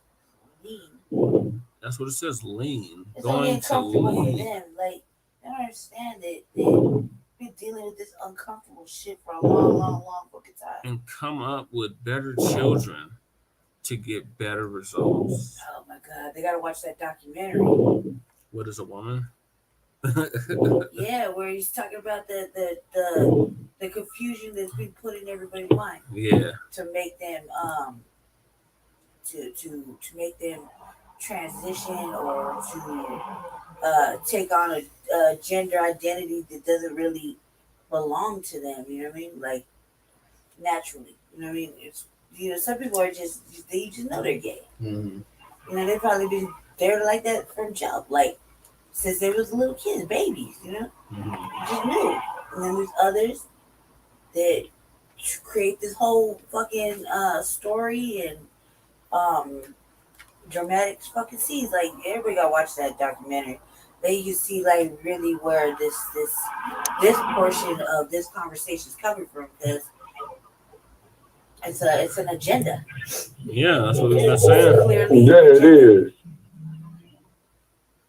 We've been saying on Shabaka's Black Experience Enhanced, on Frontline Black News, and the Revolutionary Agenda, that this is an agenda. Yeah. Clear. Yeah, it is. And it's a hidden agenda. Watch that documentary. That way you can see that this isn't like just a personal level of question of disgust or whatever you want to call it, prejudice. And this is coming from like after all that, I watched this documentary and me and Jay did, and it was very clear that this was an agenda. Yep. So now that only stamped it for me, And if you speak out against it, you already know what they label you. You get doxxed or canceled or shunned. You know what I mean? Shunned. Yeah. So this is only just stamping those comments even further for me personally, because I was already saying that, but after that documentary, my brain was thoroughly fucked up. And I was like, this only made my opinion even stronger, because now they had psychological fact to go with it. You know what I mean? That there was a lot of people that are accredited or like scholars, doctors and shit like that. They were saying all these things. Psychiatrists, professionals. So now that's a fact. Now, when a professional says it or an educated mind says it, right? Scholar, psychologist, psychiatrist. Then it becomes fact, right? Whenever the white people put their seal of approval on it, it becomes facts. Yeah, and they're very scared to go outside the box and argue the facts. So, that right there is a sign that it's an agenda. When you can't speak on it. Yeah, you can't speak on it. It's an agenda. Because bad things will happen, right? Yeah. Lose their jobs. Yeah. But yeah, there's a lot of action going on. Putting up a new mufflers. Yeah. Yeah. So we're on to our next topic, and that is the Roe versus Wade overturning. Okay. All right. So from what I understand about the way the Supreme Court operates is that they choose the cases that they wish to hear, right? Yes. Okay. All right. And what was the pressure that got the Supreme Court to reverse Roe versus Wade? What was the pressure? I believe it was Clarence Thomas. No, it's Trump. Trump put the right one. Trump put the 3 justices in Kavanaugh. Damn, what is the other 2? This should be in this article. Yeah, we watched that today, remember? Yeah. But it was the 6 there's 6 conservative justices. The Trump appointees are Neil Gorsuch, Kavanaugh, Brett Kavanaugh, and Amy Coney Barnett. Oh, the one that replaced Rose Ginsburg? Yeah. Okay. All right. Oh, and then you got Ketanji up there now, right? She won't take office until July. So she got a pass on this one. But that's it. You know what I mean? They haven't even really asked her, but she didn't know what a woman was either. Yeah, she didn't know what a woman was. And that's crazy. That's a sister. Clearly a woman. Okay. And she just asked me. I had to answer. That whole documentary, everybody was lost in the world and didn't know what a woman was. I was like, what? It's real simple. Yeah, so all hell's broken loose. Supreme Court overrules Roe versus Wade, ending right to abortion upheld for decades. And I'm just gonna let it play because I don't feel like reading all this. Okay. Hey NPR, tap the play button to hear from StoryCorps with a story about one couple's unique quarantine experience. Support for NPR and StoryCorps come from Subaru, partnering with the National Forest Foundation to help replant trees in areas devastated by wildfires. Subaru, more than a car company. The biggest change to abortion rights in the United States in nearly half a century is here. The court has done what it has never done before, expressly take away a constitutional right that is so fundamental to so many Americans that had already been recognized. President Biden reacting to today's Supreme Court ruling in Dobbs versus Jackson Women's Health Organization, a ruling that overturned the landmark Roe v. Wade decision and ends the constitutional right to an abortion. On the program today, we will bring you voices from across the spectrum in the abortion debate and context on the stakes. Let's start with reaction from national leaders. Many Democrats, in addition to the president, are decrying the decision, including House Speaker Nancy Pelosi. It's a slap in the face to women about using their own judgment to make their own decisions about their reproductive freedom. And Senate Majority Leader Chuck Schumer. Today is one of the darkest days our country has ever seen. Hundreds of protesters gathered outside the Supreme Court to express outrage and sadness. Poppy Luthan was in town from Seattle for a conference and walked over to the court. Their job is to give liberty for everyone, and they've taken away our liberties. And I'm overcome. I'm just overcome with grief. Another woman who chose not to give her name for privacy reasons spoke about her own abortion. There were so many women who helped me get an abortion when I was desperate and needed it. And I want to make sure that all those women in the U.S. who are in this situation now know that they can reach out and that there are networks that will help them. More demonstrations to protest and to celebrate are planned from coast to coast. And coast to coast, the effects of the ruling were almost immediate. In some states, trigger laws that ban abortion went into effect within hours of the court's announcement. NPR Legal Affairs correspondent Nina Totenberg reports. We hold that the Constitution does not confer a right to abortion. With those words, Justice Samuel Alito, writing for the court majority, said the Supreme Court's repeated decisions reaffirming a woman's right to abortion must be overruled. The reason, he said, was that they were egregiously wrong, damaging, and an abuse of judicial authority. As to what standard the court should apply in the event a state law is challenged, he said, any state regulation is presumptively valid and must be upheld. Attorney General Merrick Garland, however, said in a statement that FDA-approved pills that induce abortion may not be banned.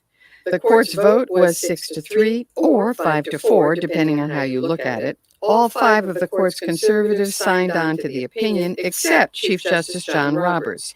He wrote separately, saying that while he agreed that the reasoning in Roe was wrong, the court's other decisions upholding the right to abortion did not merit reversal. He would have upheld Mississippi's law banning abortion after 15 weeks, thus preserving the right to get an abortion for more than 3 months, while at the same time avoiding what he called a serious jolt to the legal system. All the justices in the majority were appointed by Republican presidents, the dissenters appointed by Democratic presidents. The court's 3 liberals, Justices Breyer, Kagan, and Sotomayor, filed a lengthy joint dissent, saying that the court's ruling means that from the very moment of fertilization, a woman has no right to speak of. A state can force her to bring a pregnancy to term, even at the steepest personal and familial costs. Young women today will come of age, they said, with fewer rights than their mothers and grandmothers, with sorrow for this court, but more for many millions of American women who have today lost a fundamental right. We dissent. The practical effect of today's decision is that abortion will not be available in large swaths of the country.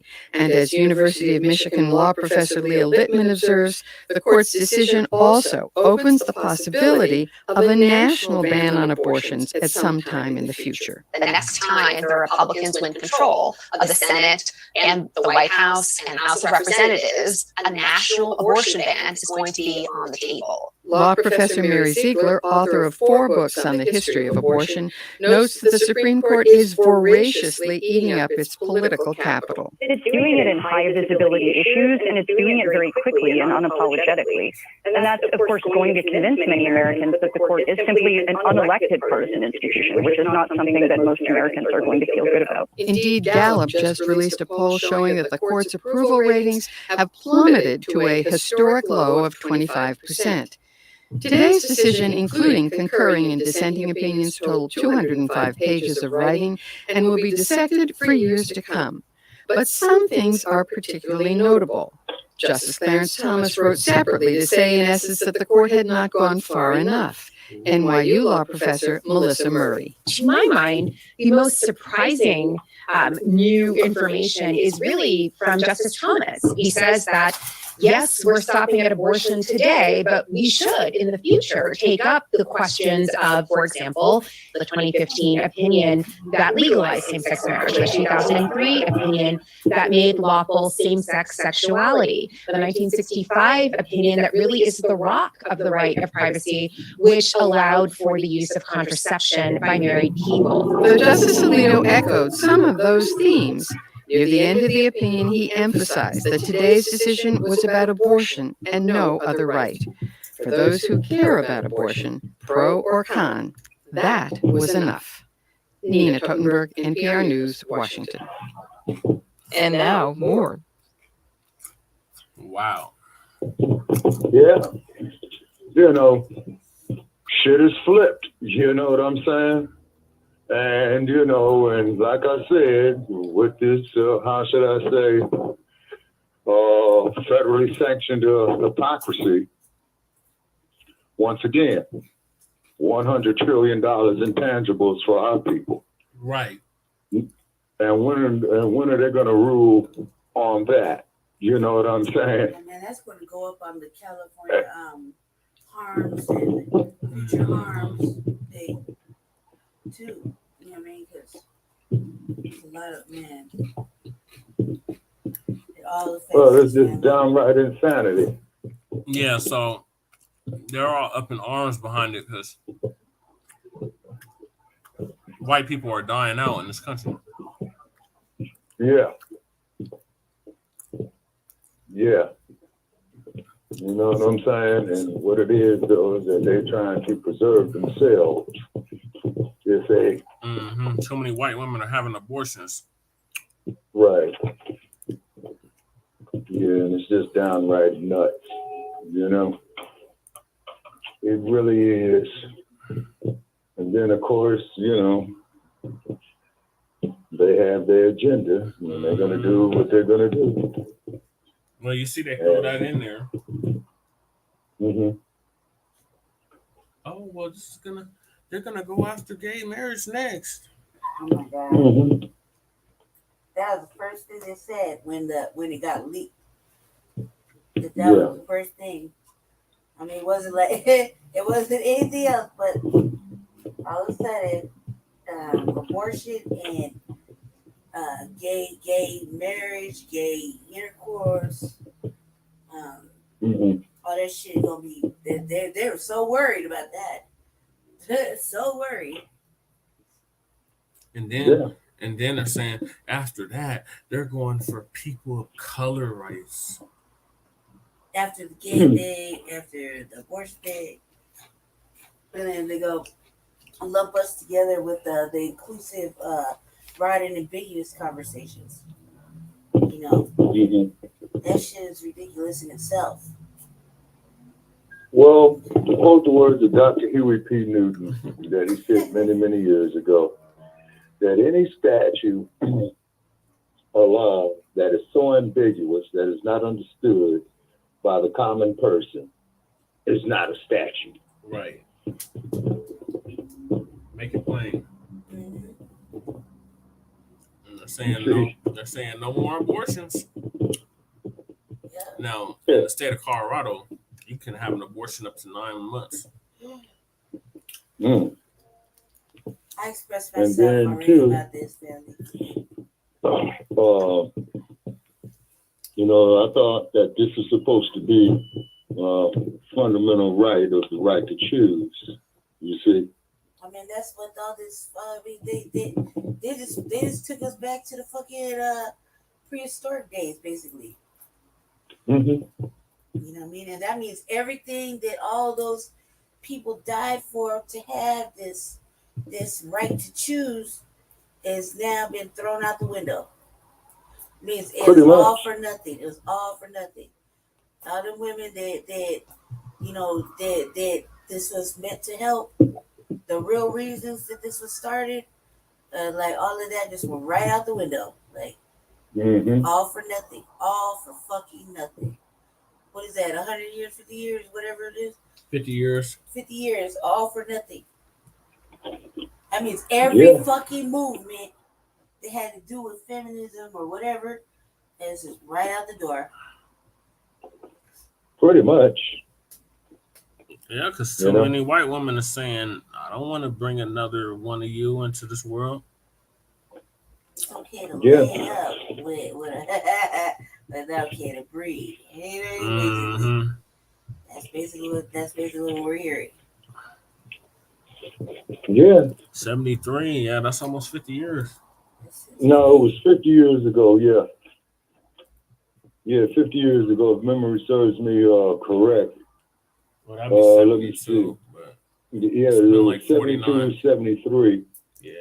And that's at the same token in history where you said you had that president who said he was not a crook. Oh, yeah.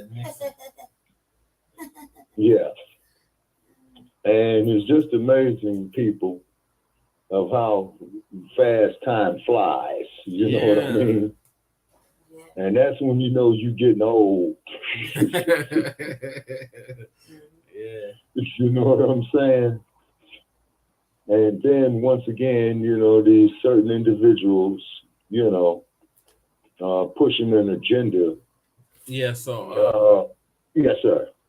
So they've been protesting like crazy here in the Mile High Income City. Oh, Los Angeles got hit with it too, by the way. I want to mention that. Yeah, I saw the video yesterday. Yeah, and so then that means that the LAPD was deployed out on alert or some bullshit. You know what I'm saying? They were walking the beat heavy last night downtown LA. Okay. Protests were All getting right. real. What was that in front of City Hall at 200 North Spring Street? No, I think it was I can't remember. The footage is on YouTube though. Okay. They were trying to control the city from they weren't really lighting the city up like they usually would when something so crazy happens, but they were just protesting. They were pretty upset. Everybody's pretty upset about this. You know what I mean? I'm looking at it from a selfish standpoint. They were pretty upset from a selfish standpoint. Yeah. Any more thoughts, Lady Chase? Since you're the only woman that's present. No, I mean, the only thought I have is that given there are certain circumstances, that were based with this shit was based upon certain very serious circumstances to have an abortion. You know what I mean? I feel like those reasons should still be able to be in effect, because those are serious, very serious circumstances for why a person would have to have an abortion. But I feel like now they gonna rewrite everything, and it's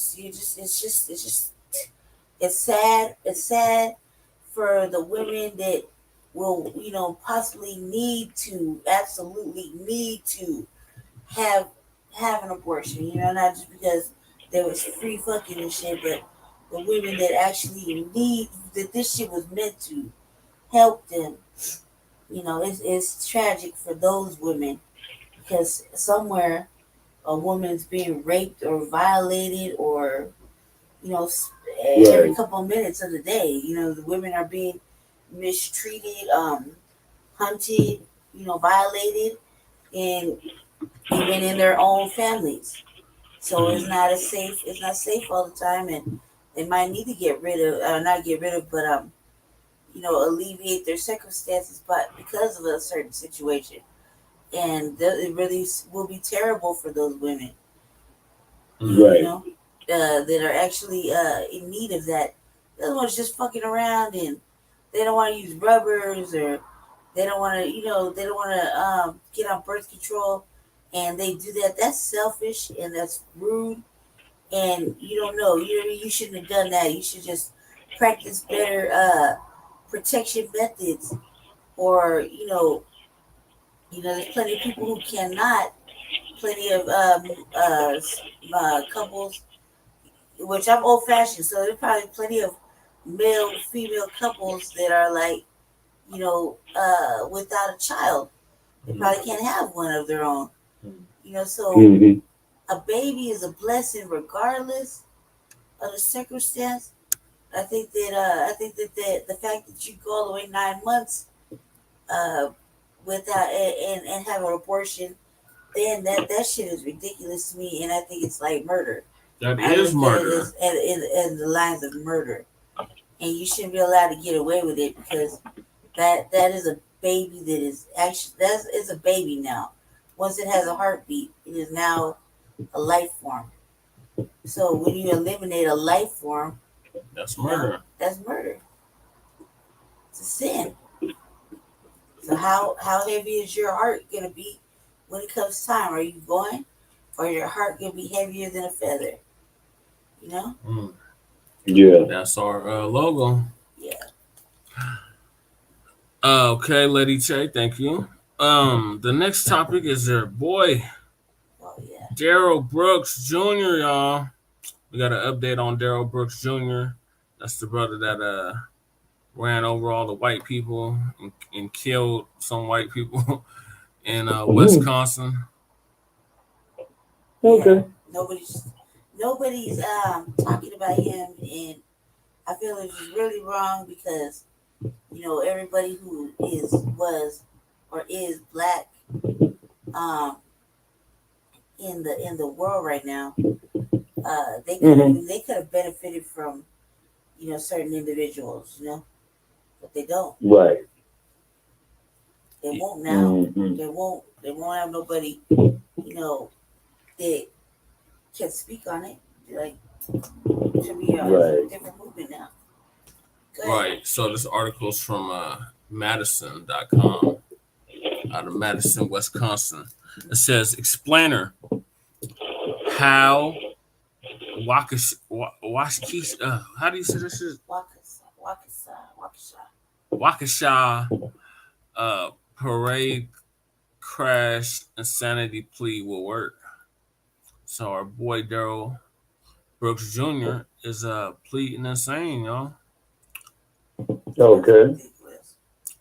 That's him right there.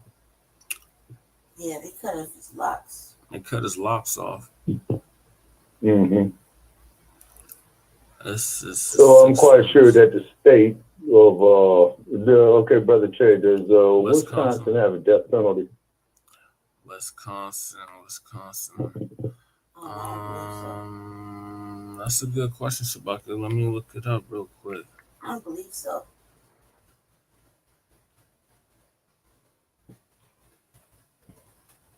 Well, with me being the West Coast correspondent, I just want to interject something right here that is semi-related to that, is that what they do in California when you do some things like that, and you declare yourself to be insane, they're sending your ass right straight to the Napa Valley State Mental Health Institution. And then what's going to happen is they'll leave his ass in there for about 6 months to a year.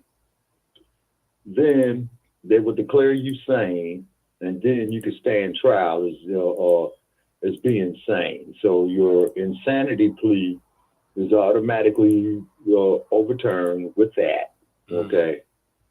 Then they try you as you was the same person, you see, because Napa State or Napa Valley, the state mental institution of California, and the irony of it is it sits right out there in the middle of the wine country. Yeah. So as we stated before, folks, bad news for your winos is that the grape vineyards got burned down in California's massive fires that they had, I think last summer. Yeah. So you're going to be paying a lot more for your short dog. And then gas in California, there's $7.15, $7.20. Jesus. Chewbacca. Oh no, we lost Chewbacca.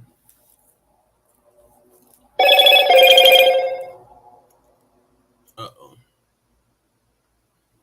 Oh, we lost Chewbacca, Black family. That was weird.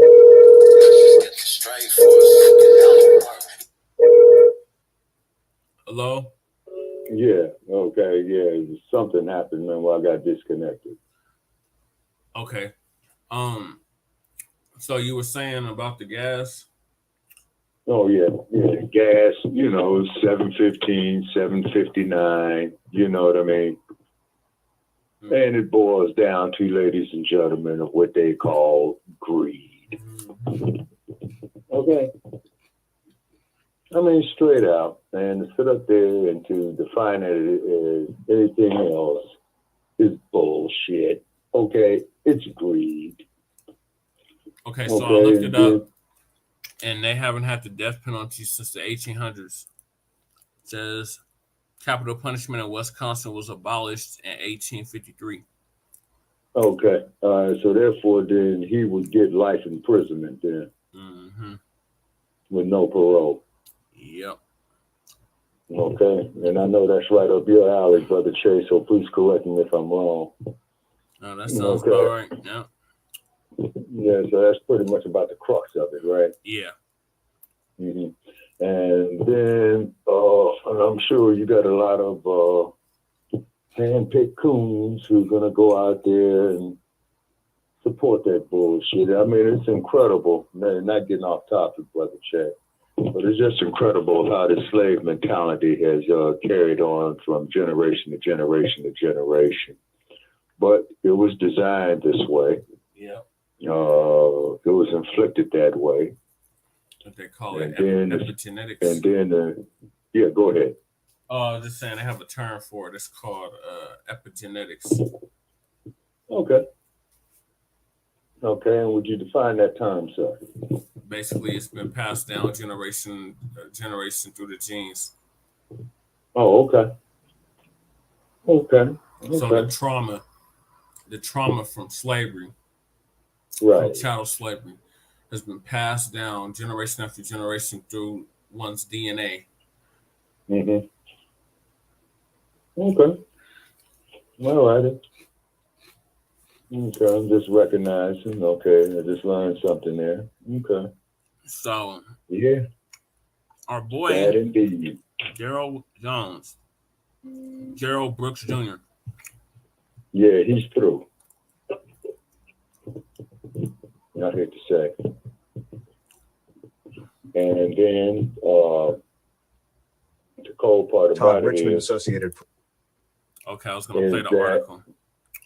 Hold on, Shabaka. Let me play the article. Mm-hmm. Press on accused of driving his SUV through a Christmas parade in suburban Milwaukee last year, killing 6 people and injuring dozens more. This week served notice he will try to persuade a jury that he was mentally ill during the incident and if convicted should go to an institution instead of prison.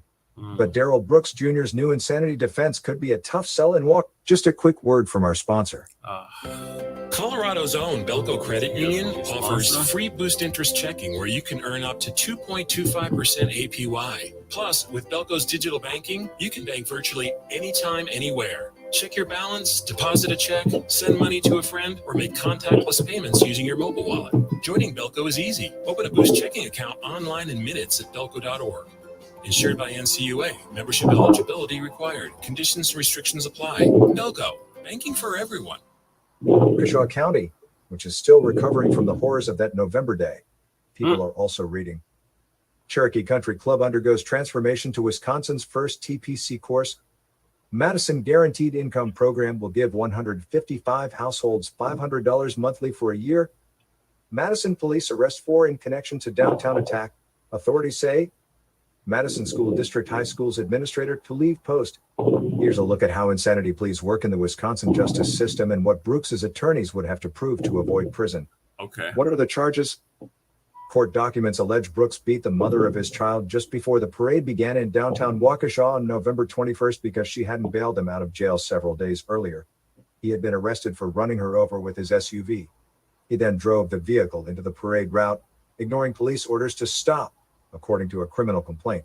He crashed into people head-on and ran them over as they lay on the ground, the complaint said. He finally turned off the parade route, left his vehicle, and tried to get someone to let him into his house. Police captured him there. Prosecutors have charged him with more than 80 counts, including multiple counts of reckless endangerment and 6 counts of intentional homicide. Each of the homicide counts carries a mandatory life sentence. No potential motive has emerged thus far, although his attorneys have said the officers who arrested him noticed he smelled of marijuana and his eyes were red and glassy. His public defender, Jeremy Perry, didn't return a message. What did Brooks plead? Oh, he got a public Brooks initially pleaded not guilty. His attorneys asked Judge Jennifer Darrell on Monday to move his trial out of Waukesha County due to negative publicity. When Darrell refused, he changed his plea to not guilty by reason of mental disease or defect. That's Wisconsin's equivalent of an insanity plea. Brooks is essentially saying he was suffering a psychotic episode and didn't realize what he was doing was illegal or was incapable of obeying the law. What comes next in court? Darrell will appoint a psychologist to examine Brooks and issue findings on whether there's enough evidence to support his plea. If the psychologist finds he was competent, Brooks's attorneys can ask Darrell to appoint an examiner of their choosing. If there's ultimately enough evidence to support the plea, Darrell will conduct a jury trial to determine whether Brooks committed the offenses. If he's found guilty, she will hold another trial with the same jury to determine whether he was so mentally ill that he didn't know he was breaking the law or couldn't conform his actions to the law. If the jury makes such a finding, Brooks would avoid prison and instead be committed to a mental institution for the duration of the sentences that accompany the criminal charges. He would be allowed to eventually petition for his release. However, what does the defense have to prove? Brooks's attorneys will have to show by a preponderance of the evidence that during the parade, Brooks essentially lost touch with reality, said Dr. Ziv Cohen, a New York-based forensic psychiatrist who has consulted on more than 50 homicide cases. They will need to show Brooks has a history of mental illness and what happened to him on the day of the parade that caused the psychotic episode, Cohen said. His current mental state is irrelevant. How difficult will that be for Brooks? Extremely difficult, according to Daniel Adams, a former Milwaukee County prosecutor who handled a dozen insanity cases during his tenure. Even notorious serial killer Jeffrey Dahmer, who admitted strangling and butchering 17 men or boys over 13 years and dismembering some of the victims, failed to prove he was insane during his trial, Adams noted. The first hurdle for the defense will be finding a psychologist willing to declare Brooks was mentally ill, he said. They have their reputations on the line, he said. Prosecutors probably won't concede insanity given the high-profile nature of the case, Adams said. They can argue Brooks's decision to eventually turn off the parade route and try to hide shows he understood his actions were illegal, Adams said. Somebody who was so mentally ill they didn't know what they were doing was wrong wouldn't have done that, Adams said. Has any evidence emerged that suggests Brooks has mental health issues? No. Nothing has been released publicly by either the defense or prosecution suggesting he was of sound mind or mentally ill. What if he was high on marijuana?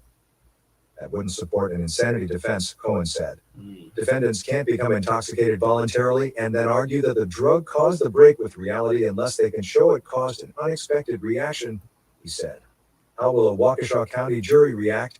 The incident sparked multiple fundraisers for survivors and families of the dead. People erected a makeshift memorial, attended prayer vigils, and city officials have hung paintings of the 6 people who were killed in City Hall. And anger toward Brooks still runs hot. Juries often view insanity defenses as weak excuses, Cohen said. Good for you, A boy. Waukesha County jury will almost certainly greet Brooks's arguments with deep skepticism, he said. It's going to be hard to overcome that skepticism with a local jury, he said. You have to have a pretty severe mental disturbance to not know at all what you're doing is wrong. Have any high-profile criminal defendants successfully argued they were insane? Yes. One of the most famous is John Hinckley Jr., who attempted to assassinate then-President Ronald Reagan in 1981. He was found not guilty by reason of insanity in federal court. He was released from psychiatric care in 2016. Outrage over the finding led to the passage of the Insanity Defense Reform Act of 1984, which made it harder to win a verdict of not guilty by reason of insanity by lowering the standards of evidence for prosecutors to prove sanity. Tags: Crime Public Safety Waukesha Parade Darrell Brooks Jr. Sign up for our Crime in Courts newsletter. Get the latest in local public safety news with this weekly email. Sign up. I understand and agree that registration on or use of this site constitutes agreement to its user agreement and privacy policy. I guess that's it. Next article. AP, Pescadero, California. AP, a quick thinking custodian safely confined. Okay. So that's it. It's definitely not looking good for Darrell Brooks Jr. Well, the only thing I can say about dude is we wish him luck because he's going to lose badly, in my opinion. Yeah, that's what it looks like. Definitely looks like it. But then again, if this dude knew how to drive a car, that means he knows to turn left, to turn right. He knows how to accelerate the gas. He knows how to put on brakes. Was he issued a driver's license by any chance? And the question is rhetorical. I don't know. Okay. All righty. Okay. All righty. But if old boy was in the great state of California, they would throw his ass up there, like I said before, up there at Napa State Mental Institution, and they'll keep him in there, you know, like I said, 6 months to a year, maybe 2 years. Then they'll declare his ass sane, and then his ass will be going back to court, facing all counts of murder in the first degree. That's okay, because with him driving the vehicle proves his intent. Now, unless, of course, there was some type of problem with the vehicle as far as the braking system is concerned or whatnot. Yeah. Or it just accelerated, you know, with faulty cruise control design, things of that nature right there. In California, his case would be cut and dry. But based on what you have played there, Brother Che, you know, it looks like they're going to have a long one with his case in court. Oh, yeah. I mean, now here's something for you. Turning back the hands of time. the Tate LaBianca murder cases of L.A. County. Let me see. I think the trial lasted from 1970 to 71. And if memory serves me correct, okay, when Charles Manson was going back and forth to court, old Tricky Dick was the president at the time. You know, the one who said he wasn't a crook. Yeah. and then Tricky, okay, and it hit the headlines of the LA Times. Now, this is from memory. I was on my way to school and I saw it, you know, like in the newspaper racks that they used to sell along the street, where Nixon declared Manson guilty. Now, what old Charlie took the headline of the LA Times when he walked into court that day. I don't know how he got a copy of the LA Times, but he held it up in front of the jury as he went into court. So what had happened was the judge, and I forgot the name of the judge who presided over the case, had to re-interview all the jurors if they were influenced by that. Now, there was a guy who was a assistant district attorney at the time by the name of Vincent Bugliosi, who wrote a book called Helter Skelter. Okay. And basically what Charles Manson was saying was because he had wanted to start a race war and he had wanted to blame it on the Black Panther Party. Yeah. Okay. All right. So Manson's reasoning was that niggas don't know shit and they need white folks to tell them what to do. And he was their leader, you know. And the only thing I can say about that is fuck Charles Manson. Right. Okay. And they had a rubber stamp, you know, denying him parole every time. Okay. All righty. And he was up there at Vacaville. I think he was in San Quentin. Yeah. I think Manson had hit every prison, every major prison in California, which would be San Quentin, Folsom, and Soledad. What about Pelican Bay? You know, Pelican Bay? Yeah. Oh, yeah. Well, okay, that is way up there in northern California, if I'm not mistaken. I think if memory serves me correct, I think Pelican Bay is up there in Northern California along the Nevada state line. I believe it's in Lassen County, so, you know, you might want to verify that there, Brother Jay. You know, I don't have a computer in front of me at this time. Yeah. Okay. Yeah, and Pelican Bay, yeah, you know, from what I understand, you know, that's where they putting the more serious offenders at. You know, and I think all of them are in solitary confinement. Okay, but that's just my opinion. But the oldest prison in California is San Quentin. Yeah. And San Quentin is where they kick your ass off the planet. You know? Yeah, when you hit with the death penalty, no matter where you're at in California, when your number is up to be executed, you will be transferred to San Quentin. Yeah, it's in Crescent City. Del Norte. Oh, okay, wait a minute. Okay, you're talking about Pelican Bay, right? Yeah. In Del Norte County in California? Yep. Okay, that is along the coast. Yep. It says it's just south of the Oregon border. Right. Okay, that's along the coast. Okay. All righty. Okay, yeah. And I knew that it was in Northern California. Yeah, so it's along the coast of California. Okay. All right. Well, and so with that, in my opinion, what this dude doing this shit here, and that was mass murder. You know what I mean? Where he's just gonna, you know, run people over randomly. You know, they blaming it on Herb. And not just any people.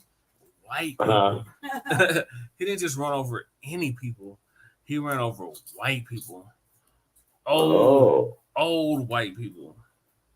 Okay, was any of his victims black? No. Okay. All righty. Okay. And what was his reasoning for taking this action? He was fleeing from a domestic violence situation. Yeah. Okay. Domestic violence. I said it's, Okay. Was he the perpetuator of this domestic violence, or was he a victim of it? It depends on who you ask. Yeah. If you ask his baby mama, he was perpetuating it. If you ask him, okay, he might say something. All right. Yeah.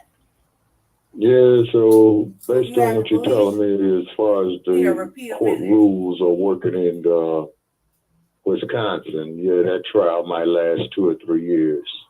I say this. What we learned today on the RVA was that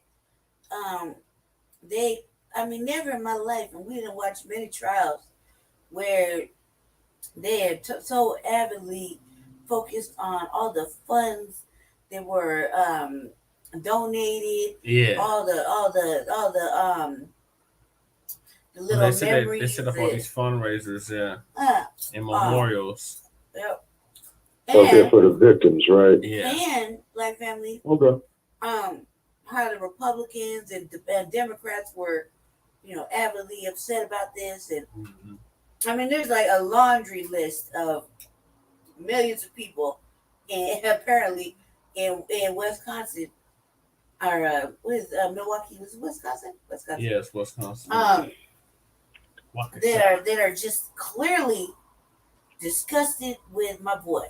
Yeah. And they want to give him the book. One body is the equivalent to 10 years or life. Well, he got like 6 counts. 6 bodies. Yeah. It's a wrap right there. And then 60-something counts of reckless endangerment. Yeah. Et cetera, et cetera, et cetera. That's the people he ran over, but he didn't kill. Right, and they're talking about picking the jury pool and the trial. They don't want to get. He's not getting a fair trial. No. He's not even getting a trial of his peers. No. That trial is already contaminated. They've already made up their mind. All white county. Well, majority white county. Yeah, So pretty much like what they did $30 years ago with the trial of Coon, Powell, Timothy Wynn, and Ted Brasino. Yeah. Where they got to change a venue to Ventura County, which is ultra conservative, racist. And then the jurors, after they released these guys at the state level, came on the radio and said that Rodney King got what he deserved. He ordered it and all that. And of course, everybody knows the rest of the history that happened from that. Yeah. Brought LA to its knees. Oh, yeah. But LA was fucked up that day. this is clearly racist. After the fact, like now that we're looking at it now, clearly racist. Clearly, already made up their mind. But the fact is that there's an agenda at play, and this man will. Accidents happen. Whatever. I could do at least 6 or 7 different types of doubt right there. But they're basically gonna let this man die in prison. Mm-hmm. What was being said is old boy wrote a letter to his mama, and he's talking about that the guards trying to get the inmates to fuck him up. They spitting in his food. Yeah.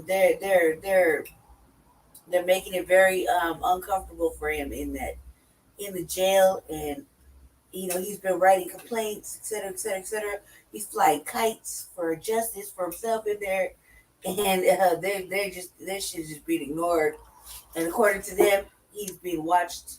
He's getting the standard prisoner treatment. Mm-hmm. He's not being harmed in any way. In any way, but that's a man that's been to jail a good couple of million times. Yeah. But he's writing letters like this to his mama. There's obviously something going on. Mm-hmm. Yeah. Wow. Like that article said, they are still very much upset about what he did. And I was on YouTube, and one of the victims of Buffalo, one of the victims' children, one of the sons, he was giving a harsh-felt speech about losing his mama. And in the comments, you got white supremacists or suspected white supremacists talking about remember Waukesha, remember Darrell Brooks. I'm like, what does this have to do with Buffalo? I had a whole hour dedicated to nonsensical shit to do with money and agendas that had nothing to do with the whole parade and the incident today when we watched that portion of the what was it? He changed his plea. Yeah. Yeah. First he pled not guilty, now he's pleading insanity. Yeah. Well, that sounds like that bastard called the Joker who shot up the movie theater out there in rural Colorado. Oh yeah, James Holmes. Yeah, is that fool's name? Yeah. Yeah. No, that happened. It'll be almost 10 years. Yeah, it's almost 10 years ago that happened.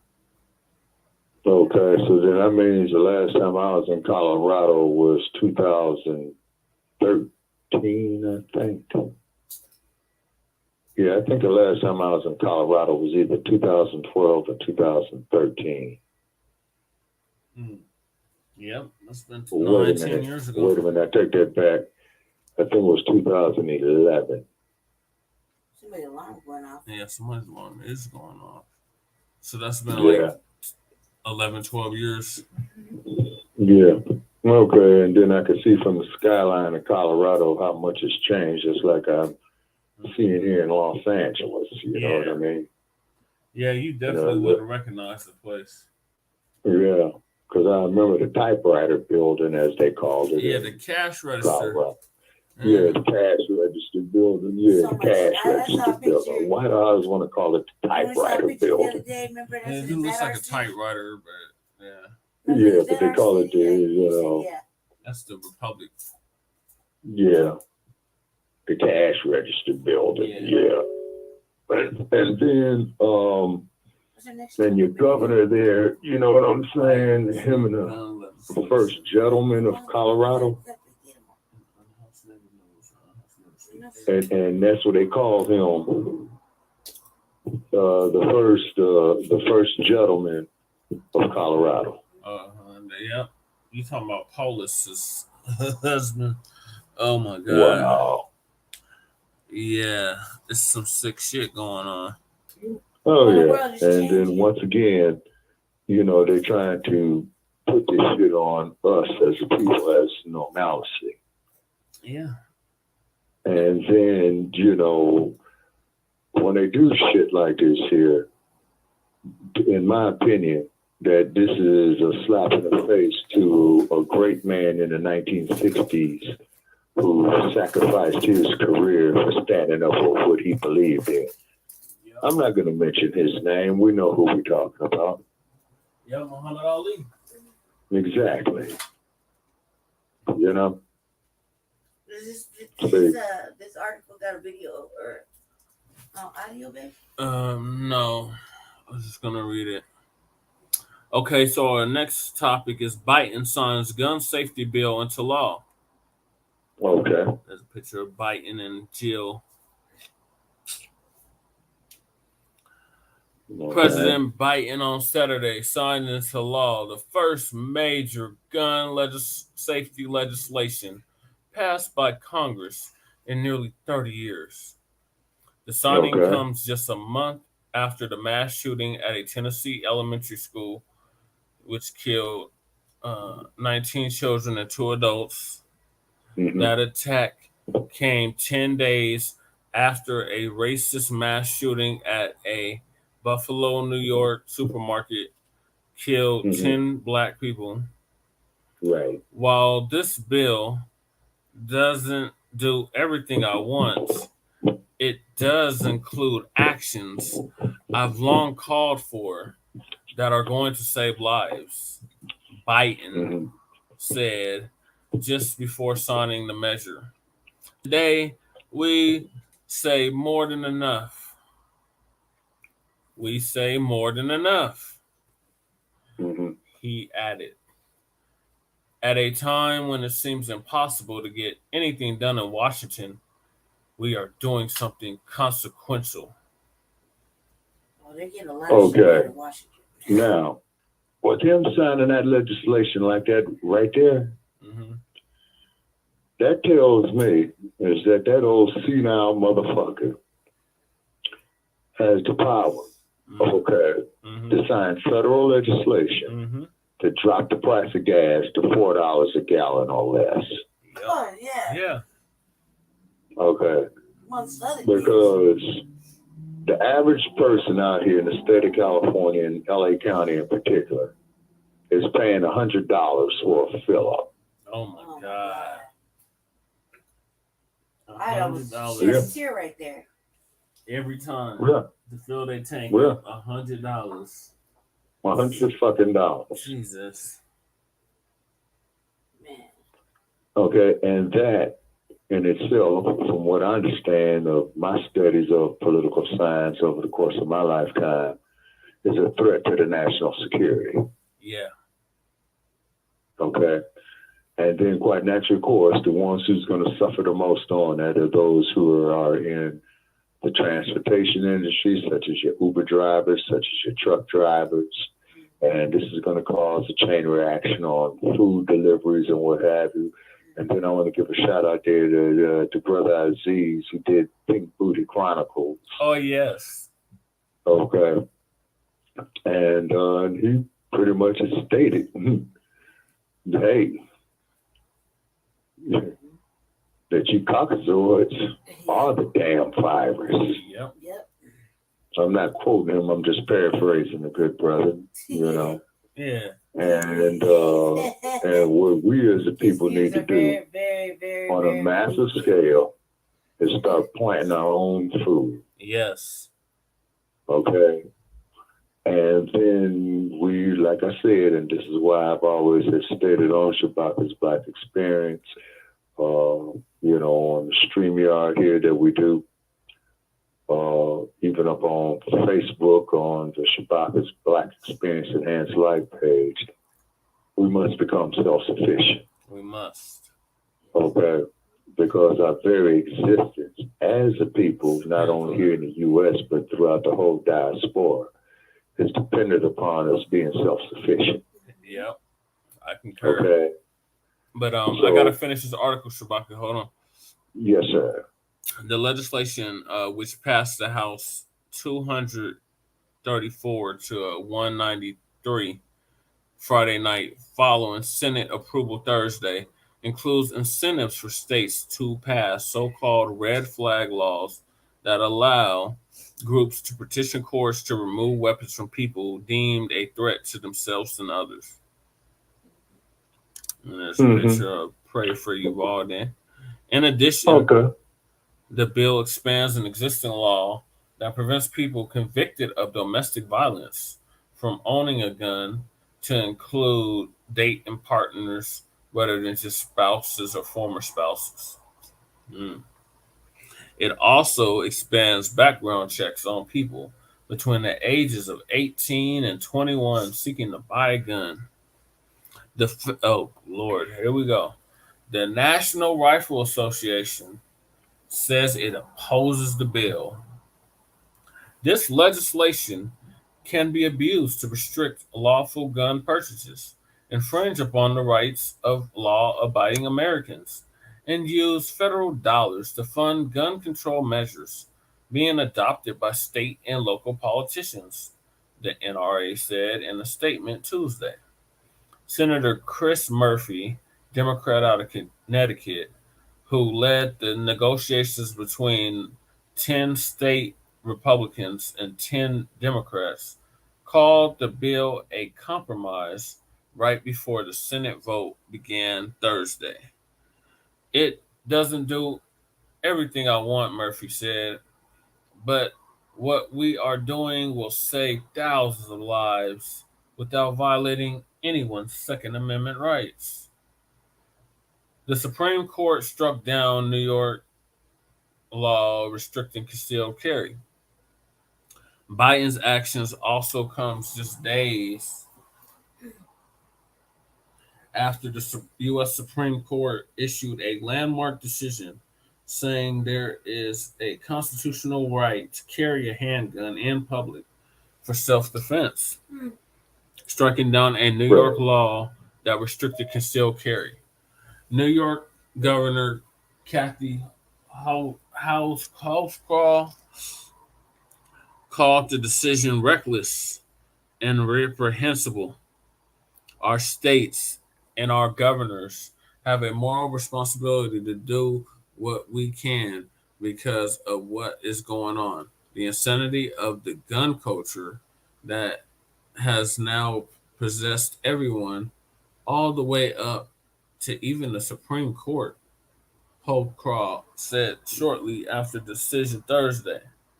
There have been at least 281 mass shootings in the U.S. in 2022, according to the Gun Violence Archive. As of June 8th, there had been 27 shootings at schools this year, according to Education Week, which has been tracking school shootings since 2018. Wow. Yeah. Wow is right. Okay. So once again, as we stated on these platforms before, what they did in the state of California in 1968 with the Welfare Act was pretty much had disarmed the general public. Mm-hmm. Okay, because California used to be a open carry state. Yeah. You know what I mean? I think Colorado is still an open carry state. Yeah, outside of Denver, Aurora, Boulder, and there's a few other municipalities, but yeah. But in the rural areas, you could do open carry in the state of Colorado. Yep. Okay. That is like in the state of Idaho, where you do not need a CCW permit. Okay. Let me see, what else? I think Montana is the same way. Yep. And Utah. And Wyoming. And and Wyoming. Yeah. Yeah, because I've been through Wyoming out there on the prairie, yeah. Mm-hmm. And there's nothing out there in Wyoming. You know, it's all prairie. It's all prairie and tectons, what do they call them? Tetons. Mm-hmm. The mesa-looking mountains. Right. What the hell was that? I don't know, but that shit sounded crucial. So like somebody got thrown down the stairs or something. Yeah, so wow. we're down to our Lady Che, what are your thoughts on this? This is bullshit. Remember, like, I don't know if it's bullshit, but just want to say that this is just a lot. I mean, the world is changing. 281 mass shootings. Mm-hmm. Jesus. Mm-hmm. And then they're trying to push this alphabetized agenda. Yeah. Wow. With 12 flags. Jesus. Man. Wow. And they had Pride yesterday now. They have Pride celebration. I guess they took over all of downtown Denver yesterday. Yeah, and we're not going to talk about the city of San Francisco. Oh God! you know they tore down San Francisco. Sir. You know that insane asylum, speaks for itself. Yeah. You know. And then the cold part is that when our people, through our various organizations, okay, when we go out there and do the same thing, all of a sudden there's a heavy police presence. Yeah. All of a sudden. Okay. just like in Texas a few years ago. Yes, with Gorilla Mainframe. Yeah, where I believe the new Black Panther Party had armed itself, and they in Texas, you got your gun rights in Texas. Mm-hmm. And from what I understand, the white supremacist organization said that they were going to attack a structure, that was operated by Black people.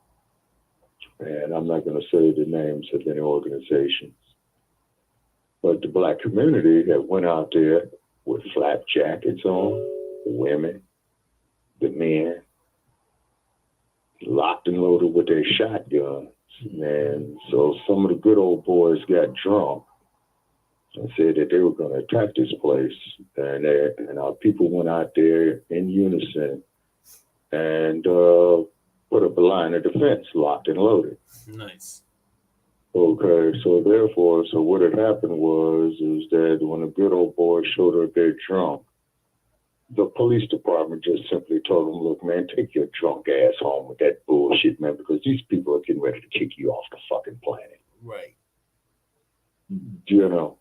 And they are not bullshitting. Nope. Okay. Just like down here in the great state of Georgia, where Mr. Arbery was murdered. And I believe the crew got together and they did live feeds. Our people in unison again had went down there ready to put in some work. And they went to old boy's front door and said, hey, man, check this out. Yeah. He didn't come outside. Mm-hmm. I wonder why. I think it was okay. Last year and we had an then, incident like that here.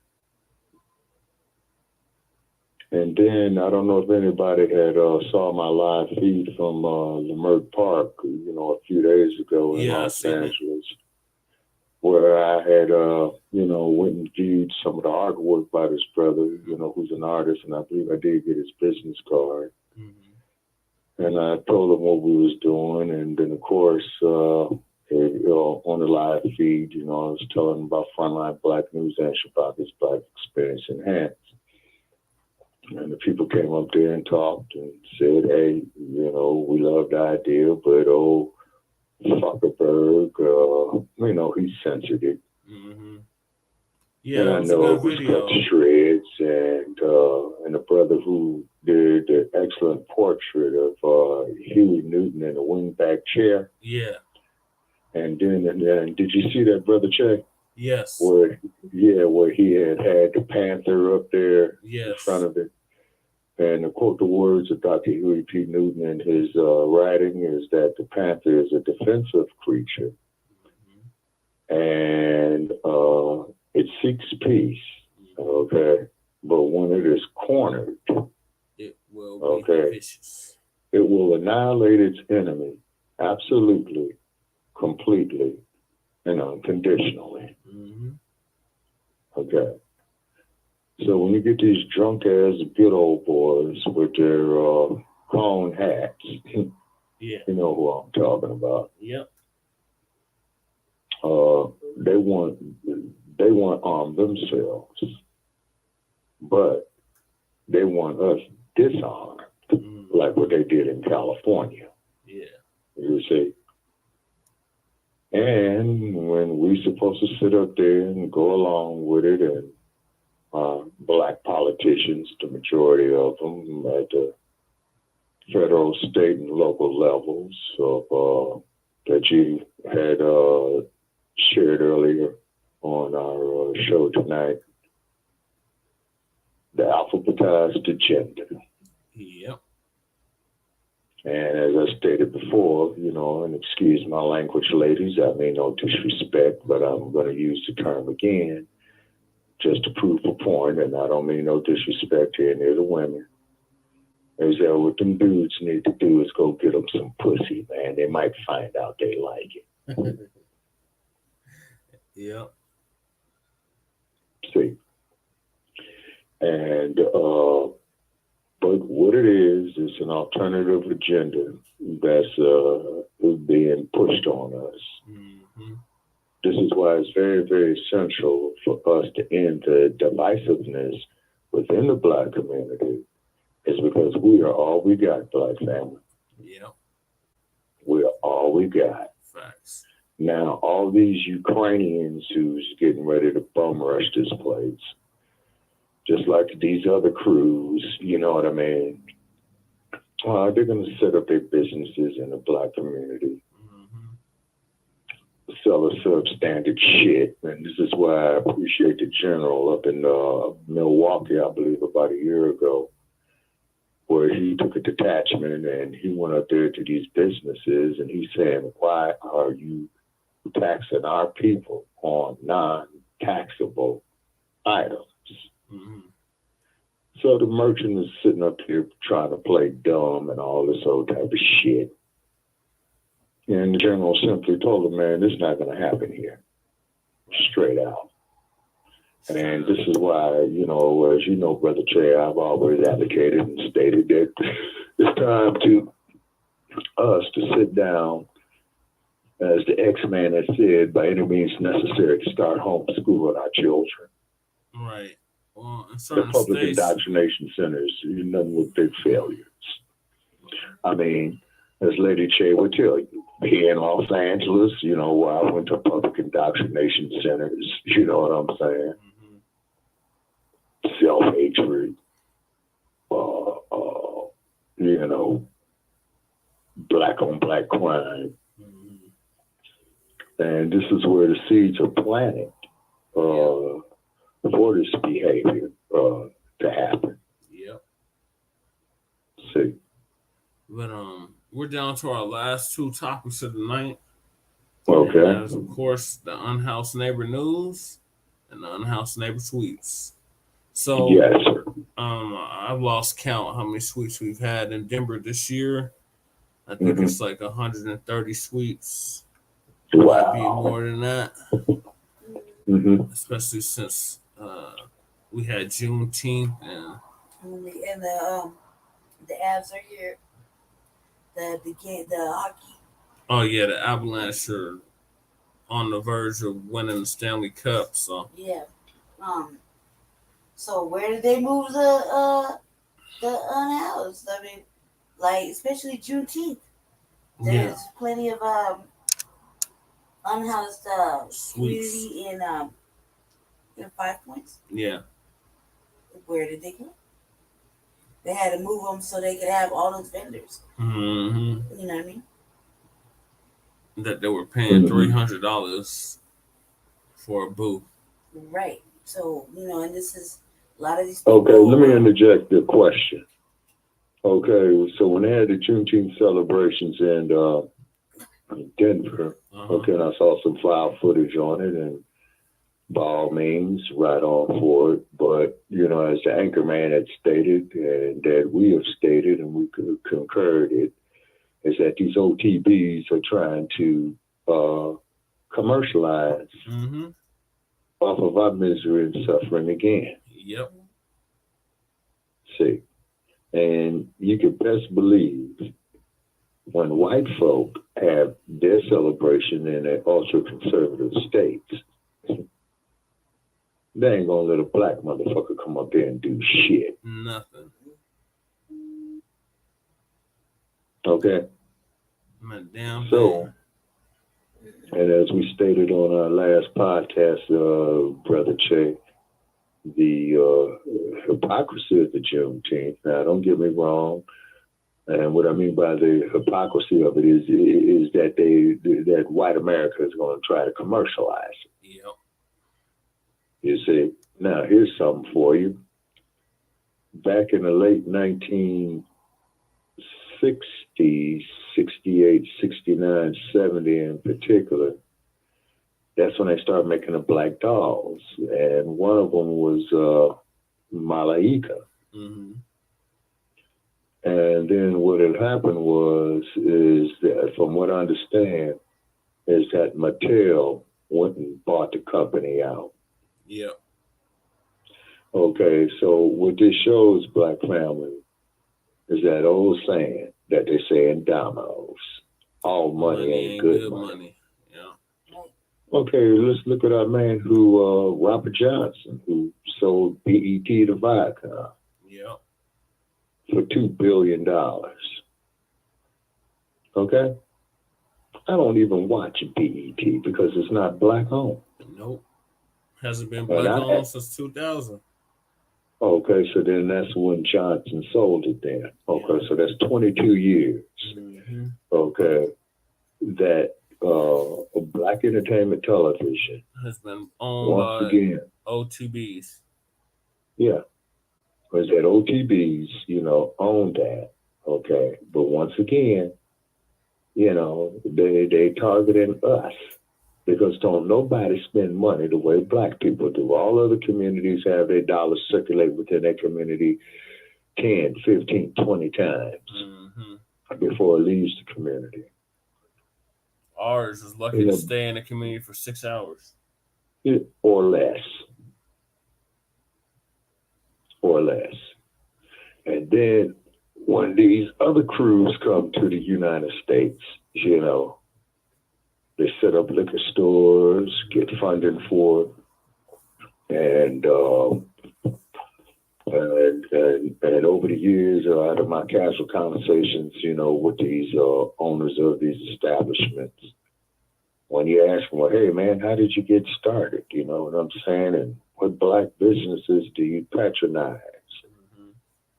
They don't want to hear nothing. They don't. Just like when they come up with, my brother. Motherfucker, I ain't your brother. Yeah. Okay? All right. So that shit you've been watching on BET has got your mind fucked up. Okay? It's because there are some of us who still care. Right. Clearly. And this is why I appreciate the art of rhythm and poetry, Brother Che, and this is of your generation commonly referred to as rap. Mm-hmm. Brothers and sisters of that industry, of the rap industry, please change your damn lyrics and eliminate that NGR term, please. Well, it's been proven that they've been coerced and forced to make that trash-ass music. Right. Okay. Yeah. Mm-hmm. Yeah, just like what happens with the black actresses in Hollywood, and we stated that there before. With that making their quote-unquote auditions. Yeah. You know what I mean? Yep. But and we gotta finish this topic up, and then we're gonna close the show out. So, sure. Lady Che, what's the updates? What's been happening on the streets of Denver with the Unhoused? Well, currently this week, not really sure, except everybody has been moving around. Because we had two games this week, something like that. Yeah. And of course, obviously Juneteenth. So there was a lot of movement. We were not able to go. To any like sweeps I said, to last any week. of the sweeps. I'm suffering with mobility issues with my power chair, and like we live basically, we're like regular people with no real income, so we need bus passes and shit. Shit was fucking hard to even get here today. Right. We need y'all to donate to the Cash App and the PayPal. We need help. You know what I mean? We need help. And it's been really hard for me and Che for the last week or two. Just trying to maintain, to get to do any of our public functions that we got to do. It takes bus fare. To get the bus fare is like what, $3.50? $3. Yeah, $3. Highest in the nation. You know what I mean? Just to get to and from, and you know what I mean. That shit is ridiculous to us. It's just really costly for us. You know what I mean? And that's to say that's an excuse. That's not an excuse. What I'm saying is that it becomes a real struggle when you can't afford to move around in the city. You know what I mean? And like me, like in my circumstance, like I'm actually gonna have to write a letter because I feel like the city owes me a new power jet. I mean, literally, I got video after video after video of the streets being so goddamn fucked up that it broke my shit to the point where I can barely drive 2-3 blocks. That is a real situation. Literally broke my shit. And now my neither of my power chairs work. One, the city, the streets are so fucked up. Bust my tires. Tires are like $64. You know what I mean? Just to get two. And then the other one, the streets are so fucking damaged that it's just every bounce, every pothole, river rock, glass, tore up sidewalk, cobblestone, everything like that. Just basically ruined my steering, ruined my whole shit. My shit won't stay connected. So basically losing charge. It's like having a vehicle. You know what I mean? When something is not connected with the computer and the wires, fuses and whatnot, you lose power to your battery. That ends up draining your whole engine, ends up fucking up your whole shit. Just because it won't stay connected. And it's a lot of wear and tear on my body. That's what they don't seem to understand is that the city's streets, sidewalks are not designed for anybody really to walk on, let alone bike on or handicap people to maneuver around the city because it is a detriment. It's dangerous. It's dangerous. People, they get hurt. I don't know how many times I fell out of my shit over a rock or a goddamn pothole because I'm looking at the traffic. I'm looking at the street, and on everything. I'm using my eyes for everything. And I'm not necessarily looking at the goddamn ground. Yeah. I'm just trying to drive, make sure I don't get hit. Because people don't know how to drive, and they want to act like they don't see pedestrians. You know what I mean? At all. Yeah, not even at the crosswalk. Even when you have the right of way. Even when you have the right of way, like when I got hit by the truck earlier in the year. You know what I mean? That motherfucker, he dipped that corner. I was in a crosswalk with the right of way. With the right of way. You know what I mean? I was following the rules of driving on the street. And that motherfucker didn't care. He hit me and drugged me and then trade up. And then there you was no found motherfucking justice. You know what I mean? And he was a nurse. Of all things. That's number one. Don't leave the scene. But they don't care, and I feel like the city owes me. Yeah.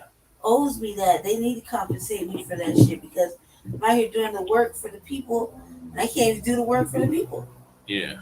And not to mention, nobody in their goddamn right mind wants to be held captive in their own house because the city's negligence causes them to be cooped up like that. And especially a person like me. I go stir crazy and really cannot control myself. I need to be out moving around, fresh air and moonlight. You hear me? Or else I'm very, it can't be kept. You hear me? You can't keep me somewhere. You can't quarantine me. Yeah, you can't just hold me like a motherfucking prisoner. I want to get out.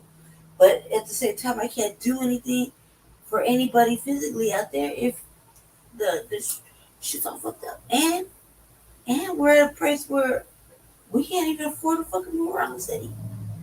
Like, it's gonna be a miracle tomorrow how me and Jesse get to his event. Because we in Aurora, we gotta go all the way back to Park Hill. You see what I'm saying? It's gonna be a motherfucking miracle of fucking from the Rishas. You hear it? It's getting like that, and people aren't really paying attention while you're over there just freely moving around and you're not really thinking about how hard it is. Then we're out there trying to do the work for the people. As the fucking people. Right. Struggling with the people. That's really a serious factor. So, there wasn't a lot of news really about the Unhoused. There was a couple of comments from House Keys Action Network. But nothing real serious. Then they have some kind of But then they got gathering an the other event day. coming up too. They got a event and a fundraiser coming up. Turn the Tide. Yeah, and a hula hooping thing for the Unhoused. We got a couple little activities coming up. We did participate in city council on Monday. Was it Monday? Yeah. It was on Monday to protest the destruction of a landmark, basically a hotel. Mm-hmm. You know, Ooh. that was a firework. Yeah, that was definitely. That shit sounded like it was right in my alley.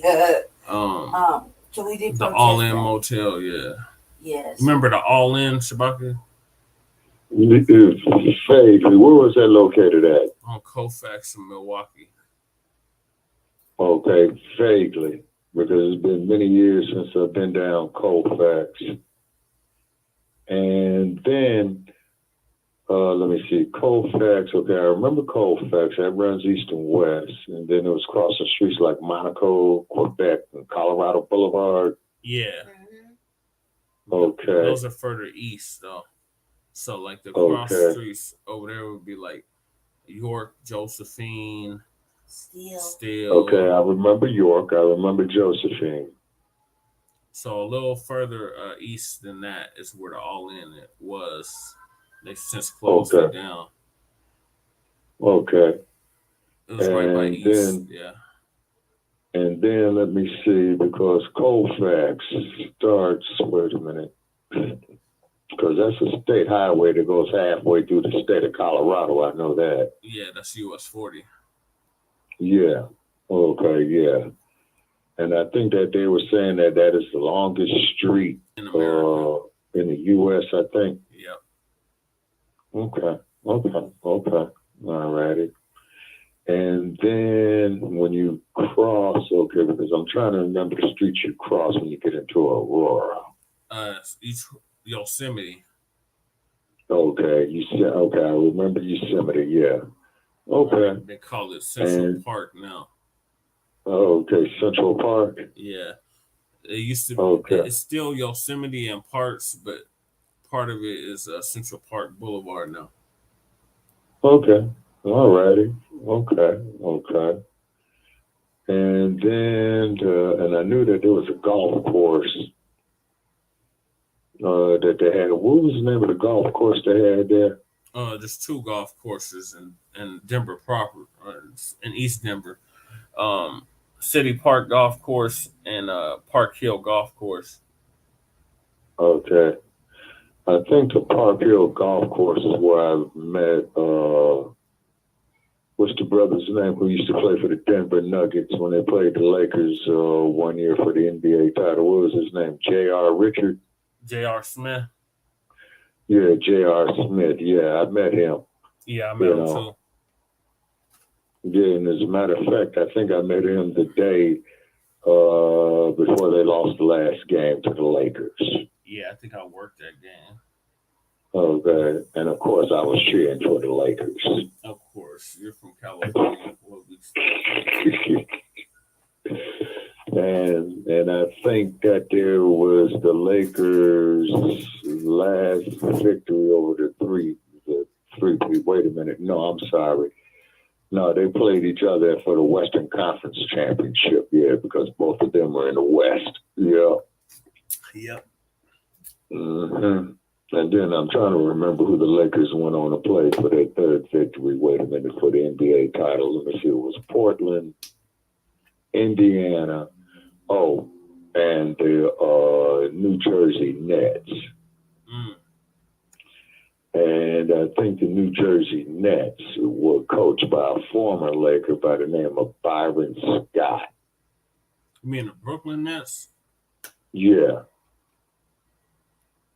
Yeah, but they changed their name. I think they were the New Jersey Nets at the time. Yeah, at the time they were the New Jersey Nets, yeah. Yeah, and I think Byron Scott, was the head coach of them at the time. Yeah, I think you're right. Yeah, and he had played on the Lakers in the 80s with Magic Johnson and James Worthy. And let's see, AC Green, okay, who I used to refer to as the auxiliary circuit. And then, of course, can't forget the sixth man that they never gave him any credit for. The one and only Mr. Robert Horry. Yeah. See, yeah, because he was LA's unsung hero, as I used to call him. Yeah, because he brought him back from so many deficits, man. It's pathetic, you know what I'm saying? Yeah, man, because they were about to get eliminated one year when they were playing the Portland Trail Blazers. Yeah, and I don't think Portland ever won a championship. But however, staying on topic, not drifting off. Right. Okay, so on the Unhoused Neighbors, right here, coming off the West Coast, is that the city of Los Angeles, they're going to start doing something similar of what Denver is doing, is because a lot of these merchants are saying, that they are having problems with their businesses. And also, too, I believe the city of LA is proposing local legislation that they're going to ban homeless camps within, I think, 500 feet of a school. 500 feet? Wow. Yeah, I think it's 500 feet. And then the homeless encampments in Los Angeles are growing astronomically. And the sad part about it is you have 2 and 3 generations coming up homeless. Yeah. And then the psychological aspects of those who are homeless, they had issues, you know what I mean? Yeah. Being homeless will cause you to have issues. Oh, indeed it will, And the sad part about it is now, where's old girl up there in her new mansion in Topanga Canyon that was running Black Lives Matter? Oh, God. Sipping champagne with the rest of her LGBTQ partners. Yeah. She bought a mansion out there in Topanga Canyon. Yeah, we seen a video of her and some other people celebrating. And the question is she going to offer some rooms in that mansion she just purchased, for the homeless out there? Hell no. Of course not. Of course not. And once again, my offer is still open of $100. Okay. For you individuals that claim to be women who are not, if you could prove bona fide evidence of your last menstrual cycle, I got a $100 bill with your name on it. Now, when you cannot prove this, then you must donate $1,000 to this platform. Period. That part. Okay. And, and the sad part about it is that they are normalizing this behavior. They are normalizing the behavior of being homeless. Okay. And the sad part about it is, oh boy, okay, sleep is starting to catch up with me. Yeah, it's getting late. Yeah, and but what it is though, but the city of Los Angeles is not putting together no affordable housing. They have, to the best of my knowledge, they don't have no place specifically for the homeless.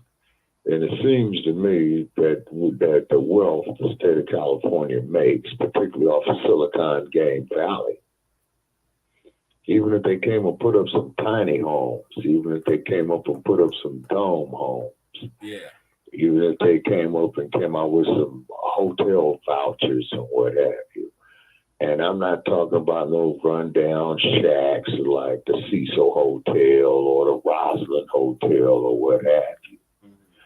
I'm talking about put them up there in the Travelodge, put them up there in the Holiday Inn. Yeah. You know what I mean? Yeah, they're letting the loft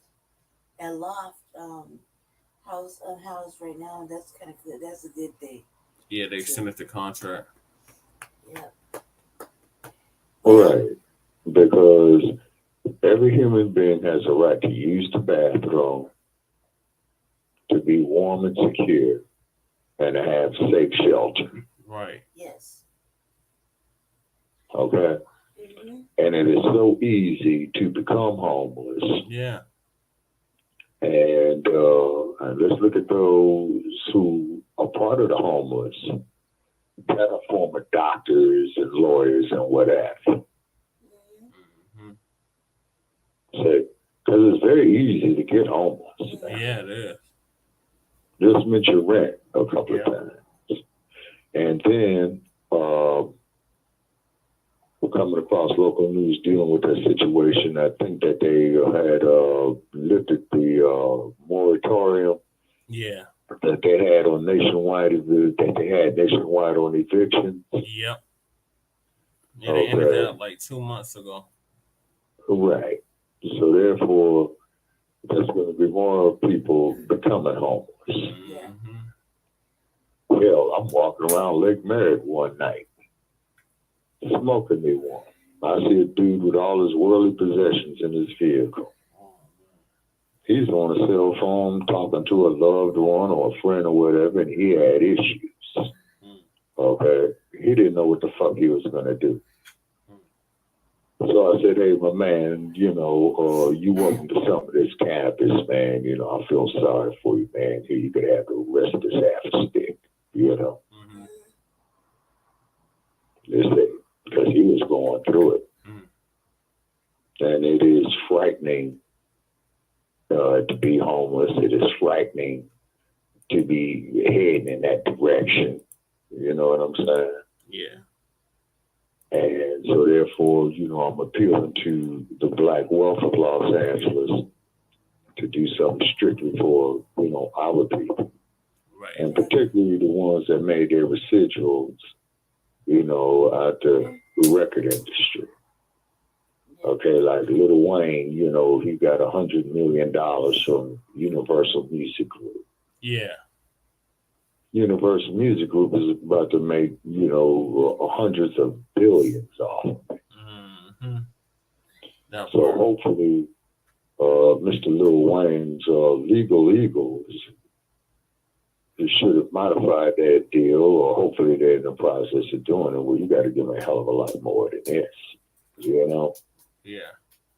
All right, so we got to end the show. Yes, sir. Thank you for coming on, Shabaka. Hey, thank you for having me. And we'll see you on Tuesday. Right. Okay. And then we might have to do a special edition, so definitely check out Shabaka's Black Experience on the like page. Check out Frontline Black News. To keep posted is because what we're going to be doing, ladies and gentlemen, at Shabaka's Black Experience Enhanced, we're going to get more organized. Appreciate the feedback we've been getting, from the general public. Okay, definitely go to our like page, hit the like button. That is where you get all our updates of our upcoming shows. And at Shabaka's Black Experience, leave us a comment. You know what I'm saying? And of course, we encourage positive comments. But however, for our haters out there, you're welcome to comment too. Yeah. Because your comments on our haters, you know what I'm saying? They are asinine. They are ridiculous. And actually, I find them quite entertaining. Yeah. And also, we definitely want to give a shout out there to Outlaw Radio there with Mr. Kevin Barnes and his staff. Definitely a shout out there to Black I Stand Radio, Mr. Jay Dizzle and what have you. Definitely a shout out there to New Black to Jonathan Bourne Allah, okay, with New Black Knowledge, okay. He's doing quite well. Also, too, give a shout out there to all Black media. And we need to band together, Black media, you know what I mean? Yes. And quit the infighting amongst ourselves. Right. Okay. I concur. And, yeah, and then keep in mind when you do this type of work, you're not going to please everybody, but we do our best to research our material. We do our best to research our topics and what have you. And also, too, I had a three-way conference with a gentleman a while back who identified himself as a Moor. And